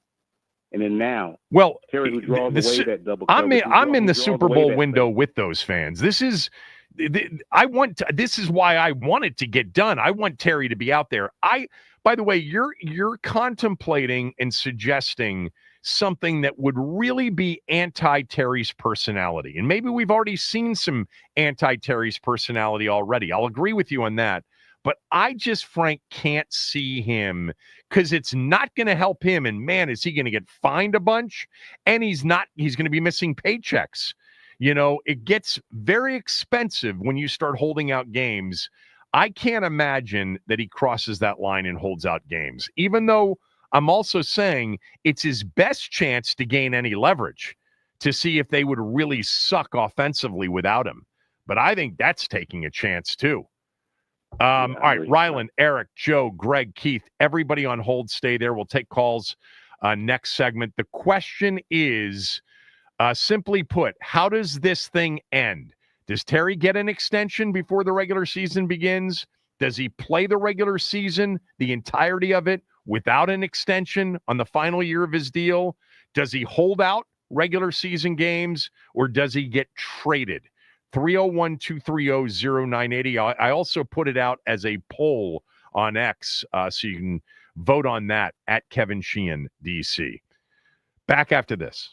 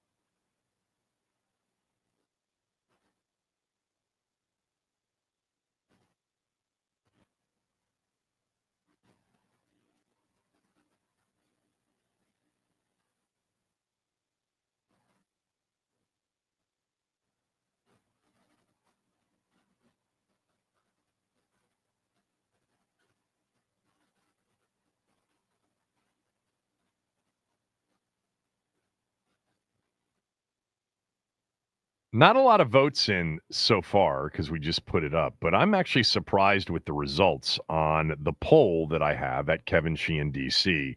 Give us your Terry McLaurin Commanders contract prediction. Terry, A, gets an extension. B, plays with no extension. C, holds out regular season games. D, gets traded. My answer is number one, gets an extension, and that's 68.6% of the vote. I thought it might be a contrarian view at this point. I'm off on this. I've been off on the Terry polls that we've done. We did the Team Terry or Team Front Office Twitter poll about 2 weeks ago, 2.5 weeks ago. It ended up being 50-50. I thought it was going to be 70-30 Terry to team. It was 50-50. And I would have guessed that plays with no extension would have been much closer to getting an extension. It's early. They're only about 500 votes in, so we'll see how it plays out. The phone lines are open. Where are you on this right now? How does it conclude? Does he get an extension before the opener, September 7th against the Giants? Does he end up playing 2025 with no extension? Does he hold out regular season games, or does he get traded? Getting traded to me is such a long shot. And I saw some of the proposed trades that the Athletic did yesterday. The Patriots trade a third rounder for McLaurin. The Chargers trade a fourth rounder for McLaurin. The Steelers trade a third rounder along with wide receiver Roman Wilson for McLaurin. The Bills trade Curtis Samuel and a fifth rounder for McLaurin. I have a feeling that some of these compensation suggestions are surprising to some of you, that the team wouldn't get back more. And then there was a far-fetched 49ers trade Brandon Ayuk for Terry McLaurin straight up. Ayuk is not going to be ready to start the season coming off that ACL tear, which happened in late October of last season. Yeah, when you've got to pay a guy who wants perhaps to get top 3, top 4, top 5 money entering his age 30 season, you're not getting a lot back. That's why the chances of that happening are so slim. Let's go to our guy Rylan in Oklahoma City, a Canadian living down deep in OKC. Rylan, what do you say? Morning, Kev. I am thinking this is going to linger into camp, because that's the only way that Terry's camp can increase any of the leverage on the emotional side. You mean linger into the regular season? We're already in camp. Yeah. Sorry, my bad. Yeah. Yep. So then, and then because there's, like you said on your podcast yesterday, there's absolutely zero benefit to pay him back to Brinkshark to a 30-year-old when you're going to get him this year for 15 and next year for 28.5. So the only way I see the two sides come together is if it's a very heavy incentive-laden deal where Terry's proven that he is a top 5 guy in that sense in the numbers, and like being an accountant, the numbers don't lie. So, but like you say, I wouldn't want to be betting against number 5. So if Terry's agent's the guy with Terry as his number 1 client, well, then he might want to go give a couple calls to a couple people that have bigger names with them to see how this kind of plays out. Because I think if you're going to start betting against number 5, you're not going to be a winner. So it's going to be very interesting, but I do think we do need 17 on the field. That's for sure. Yeah, I do too. I mean, that's the thing. You can think, multiple things. Like, I think that the team is doing the right thing based on what I know. I also think that Terry needs to be on the field because the team will be better with him on the field, clearly. So let me just make sure I'm clear. You think he'll end up playing, but with no extension? Yes, I think it's going to be this kind of dance next year after he kind of holds out a couple games, and then I think it's because of JD5, he's going to come in being like, "Okay, I'm coming ready to play now," because we're not going to need him, right? Like we said last year, a couple weeks ago. Hell, I think you and I could be out there catching a couple perfect balls from JD5. So let's just see what he's got and they couple him with McCaffrey looking good too. Like, we got names, right? And Terry's not a number 1 guy. We don't have names. Rylan, we don't have names at wide receiver. I like Debo. We have Debo, but Debo's not a true wide receiver. He's a weapon, and he'll be used in a lot of different ways. By the way, Debo could certainly replace the production, just maybe in a different way than Terry got it. But after that, everything else is a major question mark. Terry's not a major question mark. But I keep coming back to something, and I land in worst case scenario being what you described, which is If they don't get an extension, he's still going to be on the field playing. And Terry is a professional. He's not going to let this affect his play. And by the way, if he does, it'll hurt him for next year. He has every incentive to go out and kick ass, even if it's on the final year of his deal. Look, we've seen players play on the final year of their deal. Not everybody gets a contract extension with 1 year left. It doesn't happen all the time. So, and not everybody has JD5 throwing him the ball on that last year of a deal to make him look better than he is, right? So that's got to be his side of his camp too, being realistic in that front, because he's only going to make him look better. So let's be honest here. He's going to have another big year if he's out there, and he's going to be in, a good position next year. Worst case, $28.6 million in a franchise tag for 2026. Yeah. But Terry has proven. I want to make sure I'm clear on this. Terry has proven that he is a productive number one wide receiver, even with bad quarterbacks. Not an elite level, not the top 5, top 7, top 8, but a really good number one receiver. The dude's played with 12 QBs, before Jaden arrived. This will be the first year for Terry going back to back with the same quarterback. There's something to be said for that. Thanks, Rylan. Let's go to Eric in Virginia. Eric, what's your prediction? Does he get the extension before the opener? Does he play with no extension? Does he actually cross the line and hold out regular season games, or do they trade him? Kevin, I'm in West Virginia, but I would say that he just plays out the season, plays out his contract. And I feel like that's the right thing to do there, because he's wanting way more than I feel like they think he's worth. And now, if you would have asked me when he caught the ball against Dallas late in the game, I'd have said, hey, Terry, you're getting the big money. But when you look at the totality of the season, how many times did he get caught in open ground and he was tackled like before he went to, if he was one of those top 5 receivers, he'd have scored those touchdowns. Terry gets caught a lot. When he catches a ball, he gets caught before he gets. I know he got quite a few touchdowns, but they were thrown to him in the end zone, but he doesn't catch them and run into the end zone. And a lot of those wound up in field goals. But anyways, I think that's what he'll do, and I think that would be the best thing for the team. I'm trying to think of the long bomb in the Cleveland game that he got behind the defense, and it was a big play. I think he got caught. But he also had the bubble screen that he took to the house in the playoffs. And didn't he take a slant and score in the championship game? Terry's really good, but he's not a game-changing, feed him the football, force-feed him the football guy like, some of the guys in the top 7 or 8, okay? I have felt that way for a while. And I think the team feels that way about him, and I think he feels differently. So we'll see what happens. I think that's the part where I think the team is actually going. And another thing too, Kevin, I feel like at that kind of money, I don't feel like he's that much better than the other guys on the team. He's better than the other guys on the team. Come on now. I mean, not like $30 million worth.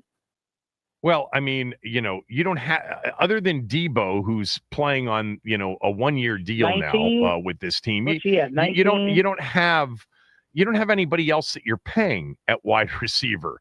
There's nobody else on their roster that compares to Terry other than Debo, and it's a different type of comparison because they're different type of players. But thanks for the call, Eric. I appreciate it. 301-230-0980. I want your prediction on how this thing plays out. Does he get the extension? That would be my choice. But it's not a confident choice. I think the close second for me, it's, I don't know if it's a close second, but I think that there's certainly a chance he plays without the extension.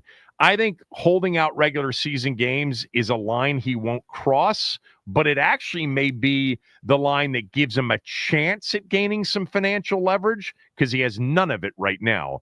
And I think getting traded is a 0% possibility. I just don't see that happening. I did want to go back to I forget who mentioned this.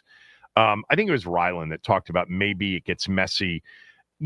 There is the scenario in which he holds out multiple games and gets traded in season, where a team who's a contender has a desperate need and might overpay in a situation. But remember, that team's going to have to sign Terry to a contract extension, or he's going to hold out for them too.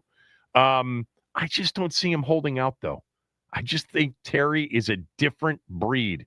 I think he would feel, because he's such a high-quality professional, he'd feel like, A, he's letting people down, his teammates, his coaches, and then B, if he's getting good advice, there's a better chance it hurts him holding out than it helps him, if you're playing the odds. Joe, thanks for holding. Predict how this thing gets resolved. Good morning, Kevin.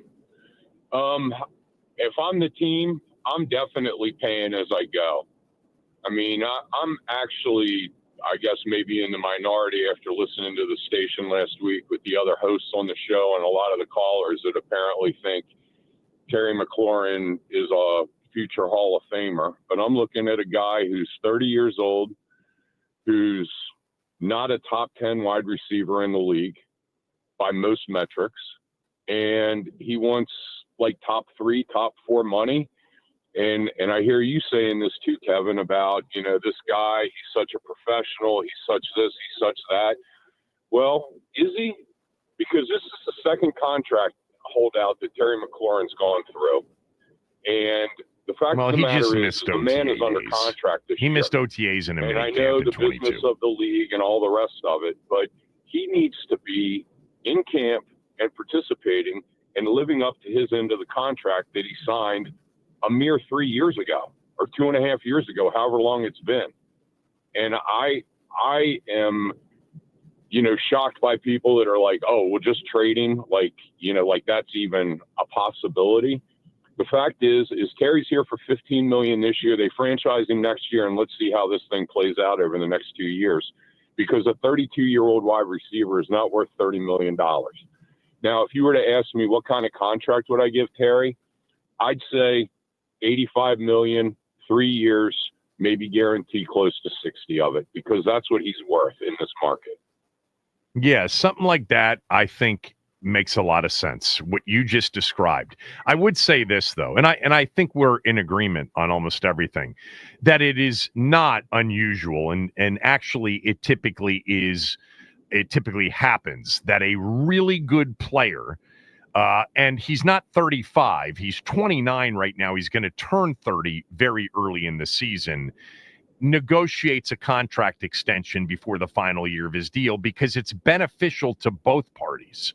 It's not just the player who it benefits. The team often initiates that conversation because they don't want him to get to free agency following the next season. Now, I think the pay-as-you-go option for him, especially if the gap is super wide, which it appears to be as of now, is certainly one that the team should consider.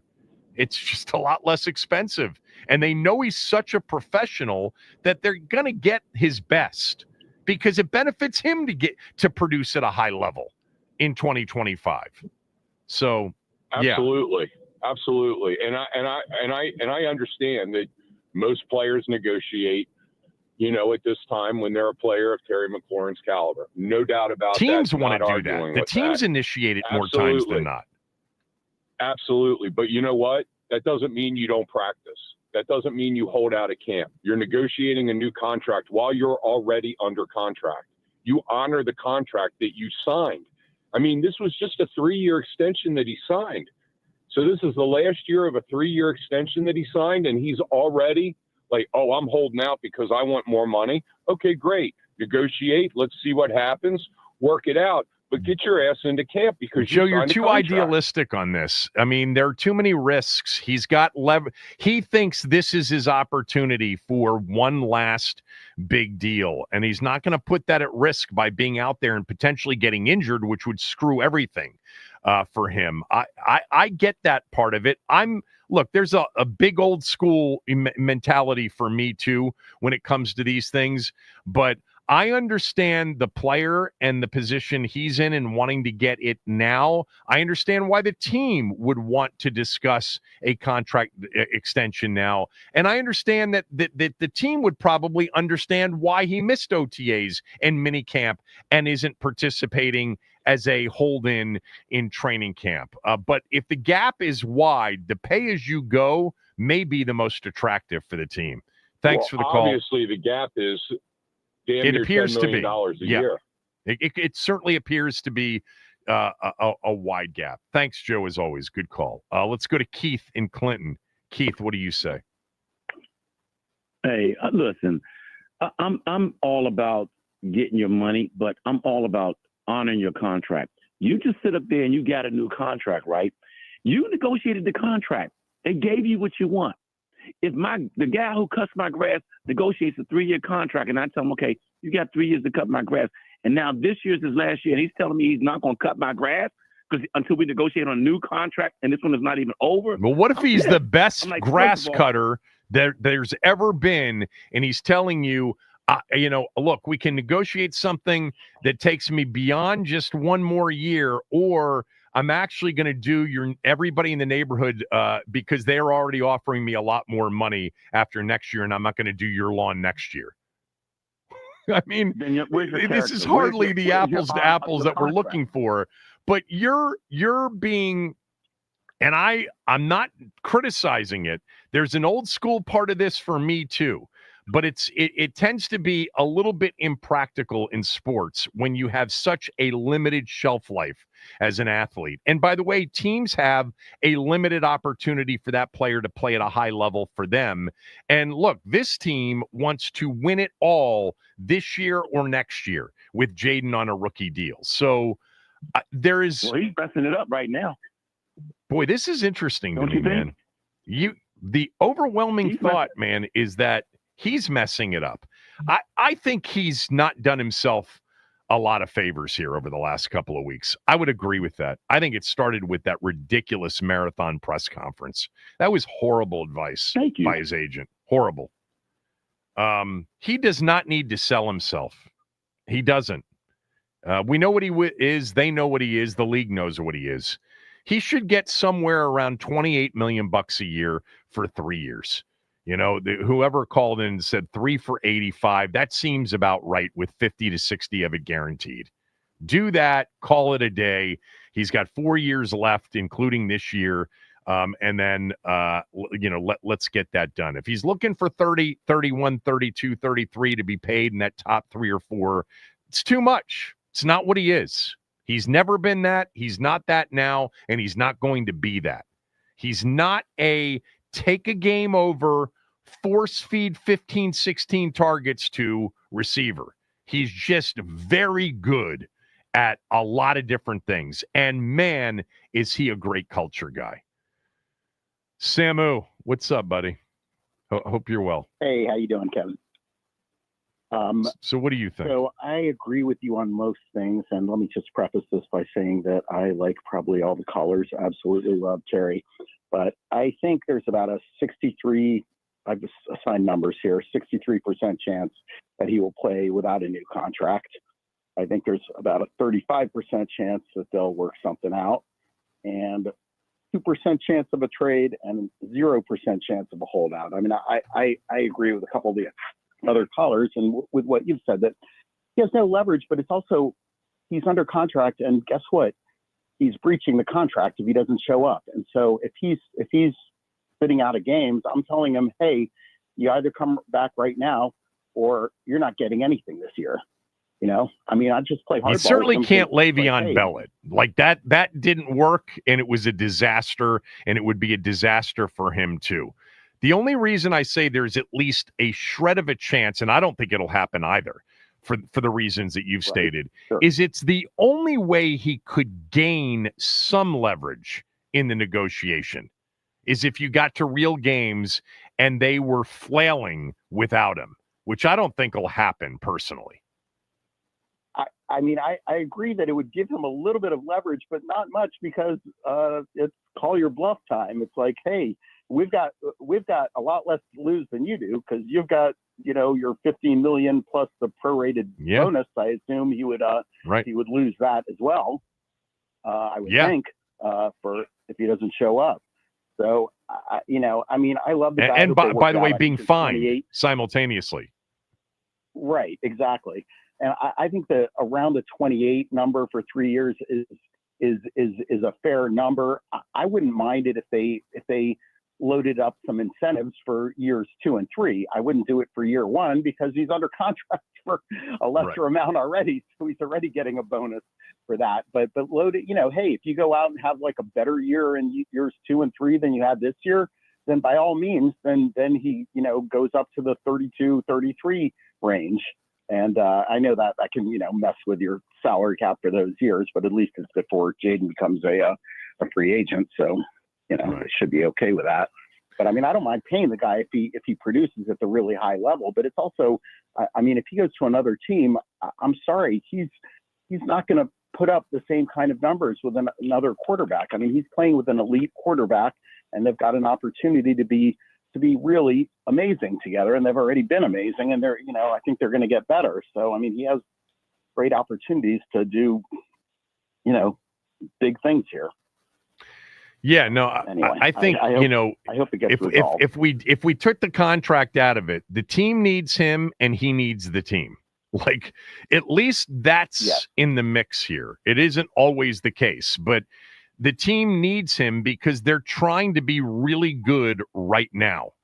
And that's why they need him. He needs them because it's a great fit for him. He can back up last year's best year of his career with another one, and be in even better shape this time next year if it's not already done with a contract extension. Thanks, Sam. I will hope just you're add, well. Yeah, I got to get to a break, and I'll talk to you soon, hopefully. Walter, Jay, Sabah, Greg, TC, James, EJ. We'll do another segment of this with the phone lines packed. 301-230-0980. The question is, what's your prediction on what happens here? Does Terry get an extension before the regular season? I still would bet on that. Does he end up playing 2025 on his current deal, the last year of his deal with no extension? Does he actually hold out regular season games, or does he get traded? I think traded is literally 0%. I think holding out regular season games is a long shot with him. I certainly wouldn't put it past a lot of other players, but I don't think it'll happen with him. I think he still ends up with something resembling an extension before the opener. What do you think? Calls next. Kevin Sheehan Show, the Team 980, the team980.com. Don't forget, you can watch the show on our Team 980 YouTube channel. Hit the subscribe button and hit the like button when you get there.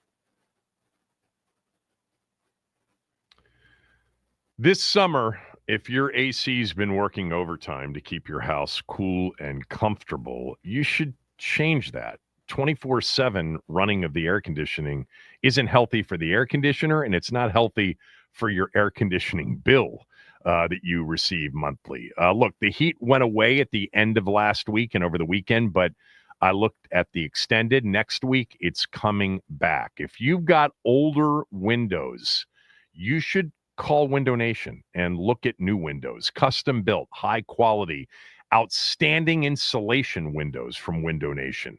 Window Nation, they're the pros. They've got an A+ rating from the Better Business Bureau. They've got over 45,000 five-star reviews. They've got a 96% customer satisfaction rating. You're going to get a great product. You're going to work with a company that really values you, the customer. And if you move forward with them right now, after you get your estimate, you're going to get 50% off on all style of windows with no money down, no payments, and no interest charged for 2 years. That means you don't have to pay anything for your new windows until the year 2027. And when you start paying, you'll be paying half price. And Window Nation offers their deal with a lifetime warranty on the windows. They get it right, though. Call them at 866-90-NATION or head to windownation.com to schedule a fast, free estimate right now. 866-90-NATION, windownation.com. So the poll at this point, man, overwhelmingly people believe what I believe, which is that even with the ugly, developments of last week, or, I don't want to call them ugly. It's kind of typical contract negotiation stuff from the standpoint of a player when you're that far off and when you're that frustrated. And there's no doubt, Terry, I think that Eastern Motors press conference, it was more than anger and frustration. It was hurt. Like, I don't know if it's him and his agent. I don't know if it's just him. I don't know if it's just his agent, but there's a belief that he should be taken care of on his end in a way that, even overcompensates him for what is projected to come in the future. I like the team and what they're doing. I trust them. I hope they're not lowballing. I hope this isn't just stylistically what happens with an Adam Peters run organization as it did in San Francisco, that they just wait it out. But they have all the leverage. They shouldn't be rushing to anything and rushing to overpay Terry on the account of better vibe, better culture. That's not a good vibe setter or culture setter when you're still at the beginning of building what you want this organization to be. We saw what overpaying players, especially players that were getting up there in years. I'm not concerned about Terry's age, but he is going to enter his age 30 season. We've seen that. We're experienced with what that ends up looking like. I trust the team on this. I really do. The question is your prediction. How does it play out? Does he get the extension? Does he play without the extension? Does he hold out games? Does he get traded? In order for me, gets an extension. I still think that's, 70 to 75% probability. Plays with no extension, I'd put it at 20, percent, and then holds out regular season games at 5 and gets traded 0. I just don't think that's happening. That does not benefit the team at all. There's just nothing out there to replace Terry with in a trade. What are you going to do? Trade him for a 3rd-round pick and then go sign Amari Cooper? Amari Cooper at this point is not Terry McLaurin. He isn't. So that's what I think. What do you think? 301-230-0980. The poll, by the way, at this point, 67% think that he will get the extension before the regular season begins. Plays with no extension at 23.3%. Holds out games at less than 4%. Gets traded at 5.5%. Interesting. I think it's Greg who's been on hold for a while. Greg in Gaithersburg, go ahead. Hey, Kevin, I think what will happen is it's one of two things. I think he'll sign before the first game. I think he's getting bad advice from his agent, but that's my opinion. If he doesn't sign before the first game, I think he'll sit out maybe a game or two. And I don't think I think what will happen is that the Redskins, the Commanders, will do fine without him, and then he'll start rethinking his stance, and then he'll eventually sign after a game or two. So it's my opinion. Yeah, I mean, that's definitely in play for me more than a trade. Like, because again, like just thinking it through, he has zero financial leverage right now. Zero, because he's under contract. And the only way to gain any financial leverage would be to not, I guess if every receiver went down with injuries in training camp, right? That would give him some leverage because the team would be in a bit more of a desperate position. But you really have to get to regular season games, and you've got to sit them out and hope that the offense is just nothing without you, and that it becomes apparent that they're 0-2 and they can't move the football, and they've got guys dropping balls and guys not getting open. And then maybe Terry's got a little leverage, but it's not a lot of leverage at that point. It isn't. Thanks, Greg. Appreciate it. Let's go to Jay in D.C. Jay, go ahead. Thanks for holding. Hey, Kevin, how you doing? I'm good, Jay. Best radio show. So look, I'm gonna say I'm believing in Adam. I don't think that we should give him over 30. I'm somewhere around 28, 29, somewhere around in there. But I also can't sit here and just let y'all keep you. Well, you know, Kevin, you saying that he's not that guy that we can target, and but when has that body of work been presented? Like we talking about Taylor Heineke targeting him 15 times a game, and he can't carry the load. That's Last true. Year, he had catch after catch after catch with the best quarterback he's ever played with. I know. So I disagree with that when you're saying we can't feed him. He's not that guy. Why? Who said we can't feed him? Because last year, every time we needed a big play, where did we go? With the Terry. So I don't know. Noah Brown caught some big balls. Look, yeah, he caught some big balls, but consistently, Terry had one catch for guy. 5 yards in the game in which they clinched a playoff berth against the Falcons. Okay, so he's not a guy that you just he just isn't in terms of targets the guy that gets double-digit targets every week, and that is the thing that immediately opens every install on Wednesday going into a game. How do we get the ball in 17's hands? They don't think that way with him. Okay, I'm not just expressing my opinion. I'm expressing their opinion. How many games last year was like were our fans like, why didn't you get the ball to Terry 5 times in the first 2 drives? That should be the priority. Yeah. It wasn't the priority for them because I don't think they view him that way. Jaden was a good quarterback. Yeah, I'm sorry. Like how you saying? Like I give you that credit when you're saying Jaden is a high level quarterback and that he can make up for a lot of lapses or make people better around him. Yeah. But I still think that you need a player of top quality. Like you said, Josh Allen, they don't have top wide receivers. They haven't won nothing. Josh Allen. Well, they did get back to the AFC Championship game last year without a top receiver. Yeah, but they have. But they still had Mahomes was in the Super Bowl without a top receiver, and he didn't win. He won with Rice. Okay, but they won 15 games and they were in the Super Bowl. I get you, but you still got to have a serviceable wide receiver, and Terry is that. He is someone we can rely on. Yeah, some of them games we didn't have to go to him, but you see that when we needed big plays, we still relied on Terry, and I think that he can be that guy on our team. Now, I don't want to give him 33, 35, but I don't think we're undervaluing him like, oh, yeah, we're going to go out here and we're just going to have a good season. Nah, we're going to need Terry on our team. Jay, I'm with Debo. I want him. Okay. I think they need him. I think they're going to be better without him. I also think and know that Patrick Mahomes without a real receiver and Josh Allen without a real receiver, they won, were 2 of the winningest teams last year, got to the Final Four, got to the Super Bowl. Now, the big difference, the pushback on Josh Allen never got to a Super Bowl. I'm sorry? Josh Allen didn't get to a Super Bowl. I know he got to the Final Four. Yeah. Again, that's what I'm saying. He got to the championship game, right. And they won a lot of games. The pushback, though, from you on that statement from me should be, yeah, but they were much better defensive teams than Washington was, which is true. That's true. It is. That's true. It's very true. But anyway, thanks for the call, Jay. As always, it's always good. Walter in Hanover. Walter, what do you say?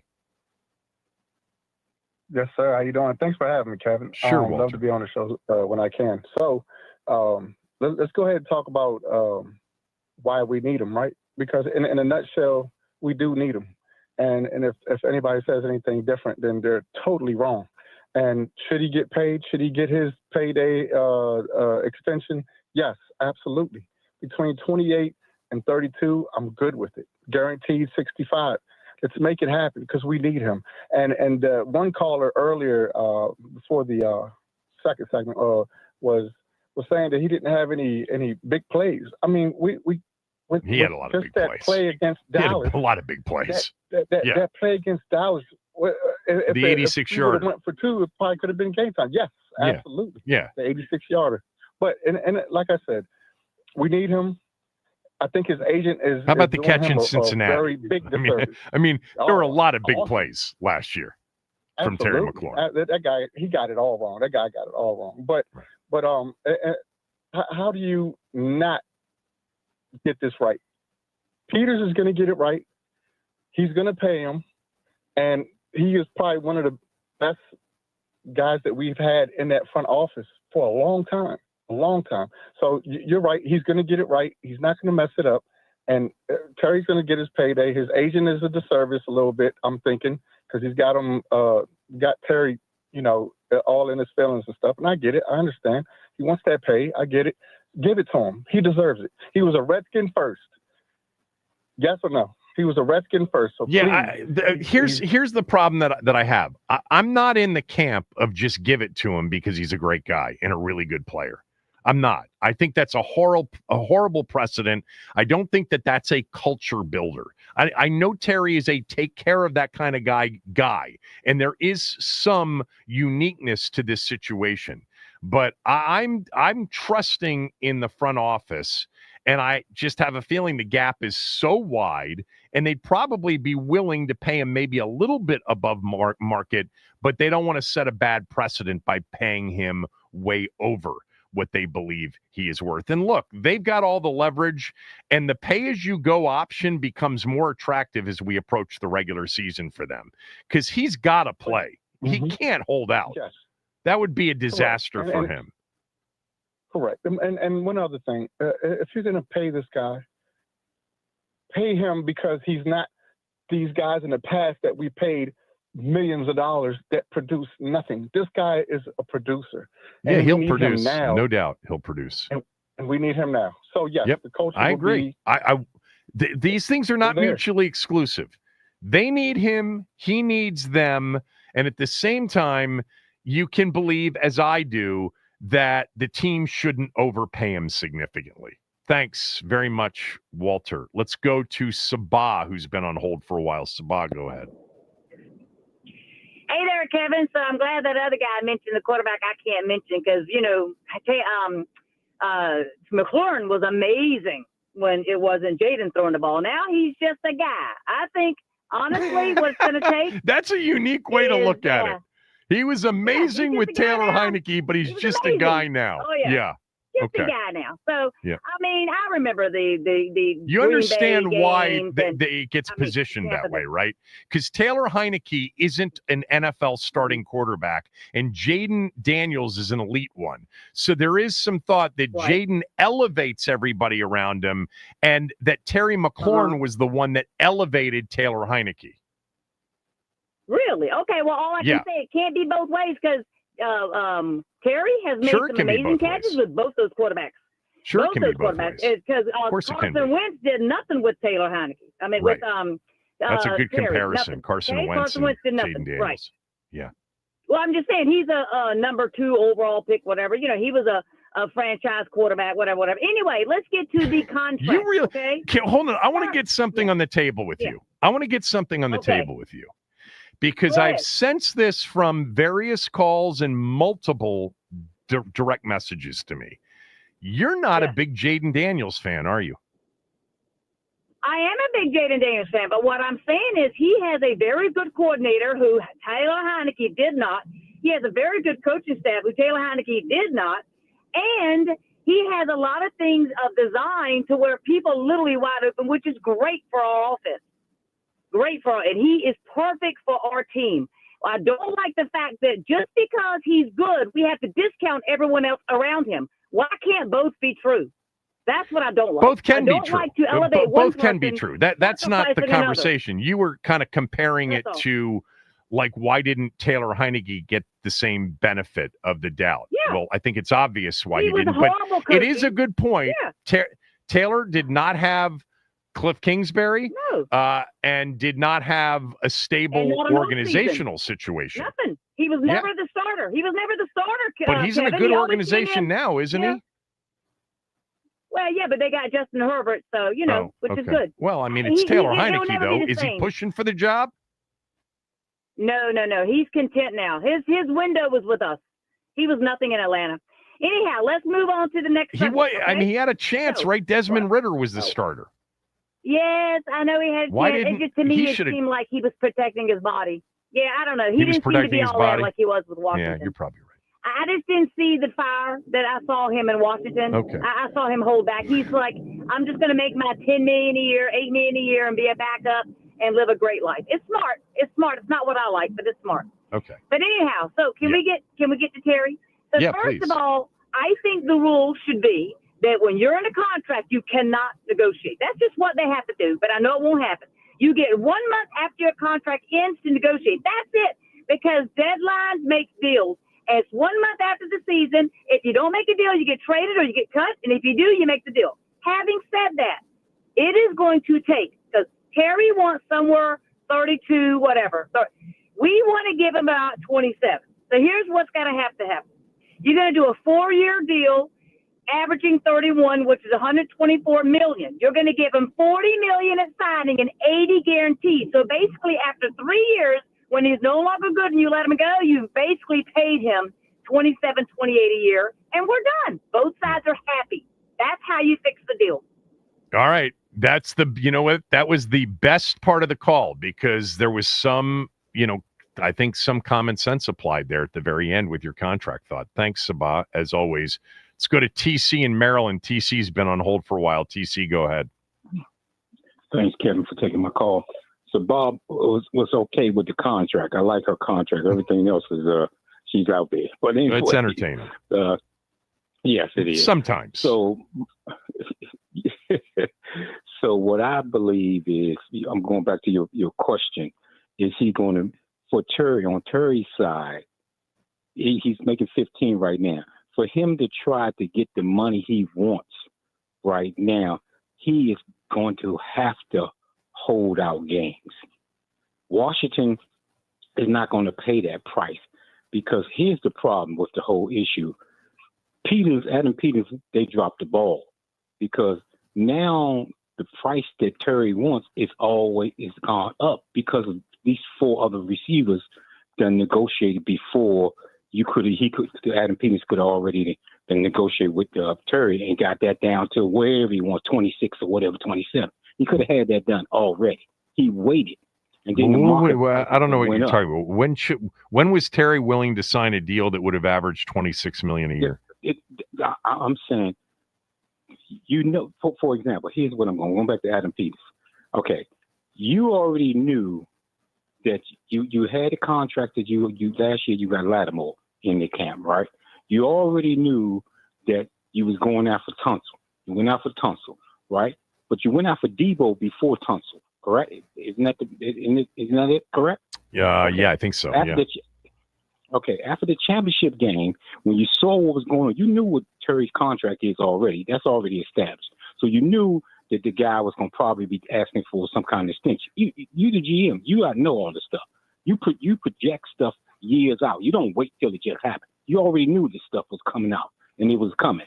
Point blank. That's why you went and got Debo in the first place. I think though, remember, like, if you're suggesting that they should have done this at the end of the 2023 season when Adam Peters became general manager and had his first off season. No, I'm referring to after when you got to the championship, after the championship game, whatever. Yeah, but Terry wasn't going to sign a deal that averaged $26 million in late January or early February. You don't know that. There was never an attempt for that. We kind of know that. What I'm saying is, I guess if he had done the deal before the DK Metcalf deal and before the DK Metcalf trade, I guess there's a chance on that. Hold on. I don't. You could have done the deal before T. Higgins signed.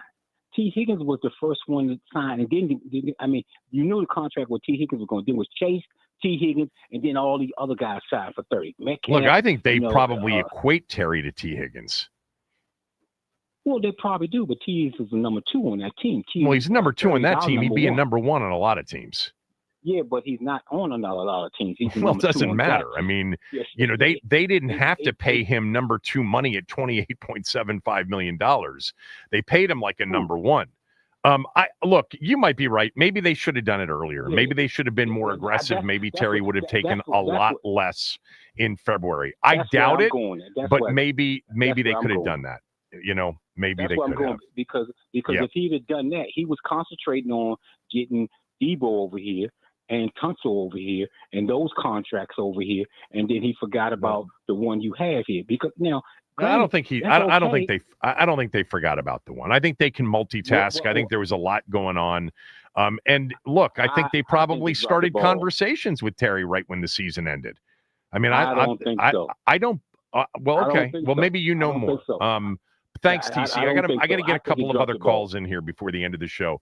I would certainly think that once the season ended, conversations with Terry's agent began. I think the conversations, in June probably cut off for a while. And maybe it's just because they got to the point where it's like, look, this is what we're offering. We're nowhere near what you're asking for. Let's go to our guy, Paulie. Paulie, go ahead. Big guy, L to the W, man. How you doing? I'm doing well. Yeah, trade him. Are you saying it's 0%? You've been add to that. I mean, for what? You've been wrong this whole process. Oh, what you mean for what, man? Listen, we shouldn't, and he shouldn't, and he's not gonna go through this again next year. You're talking about he's gonna come in and he's gonna play and he's gonna be professional. But well, he already showed you that he's about his business. At this point in his career, he's about. Well, no games have been scheduled while he's been about his business. Yeah, okay. Well, his business is playing football too. The schedule is out. Start of September, and here we in August talking about Terry signing a contract. Yeah. So at this happens point, all the time. At this point, yeah, and it don't end up in a good result all the time either. No, more times than not, it doesn't. But the team has all the leverage. Outside, what leverage does the team have? He's under contract.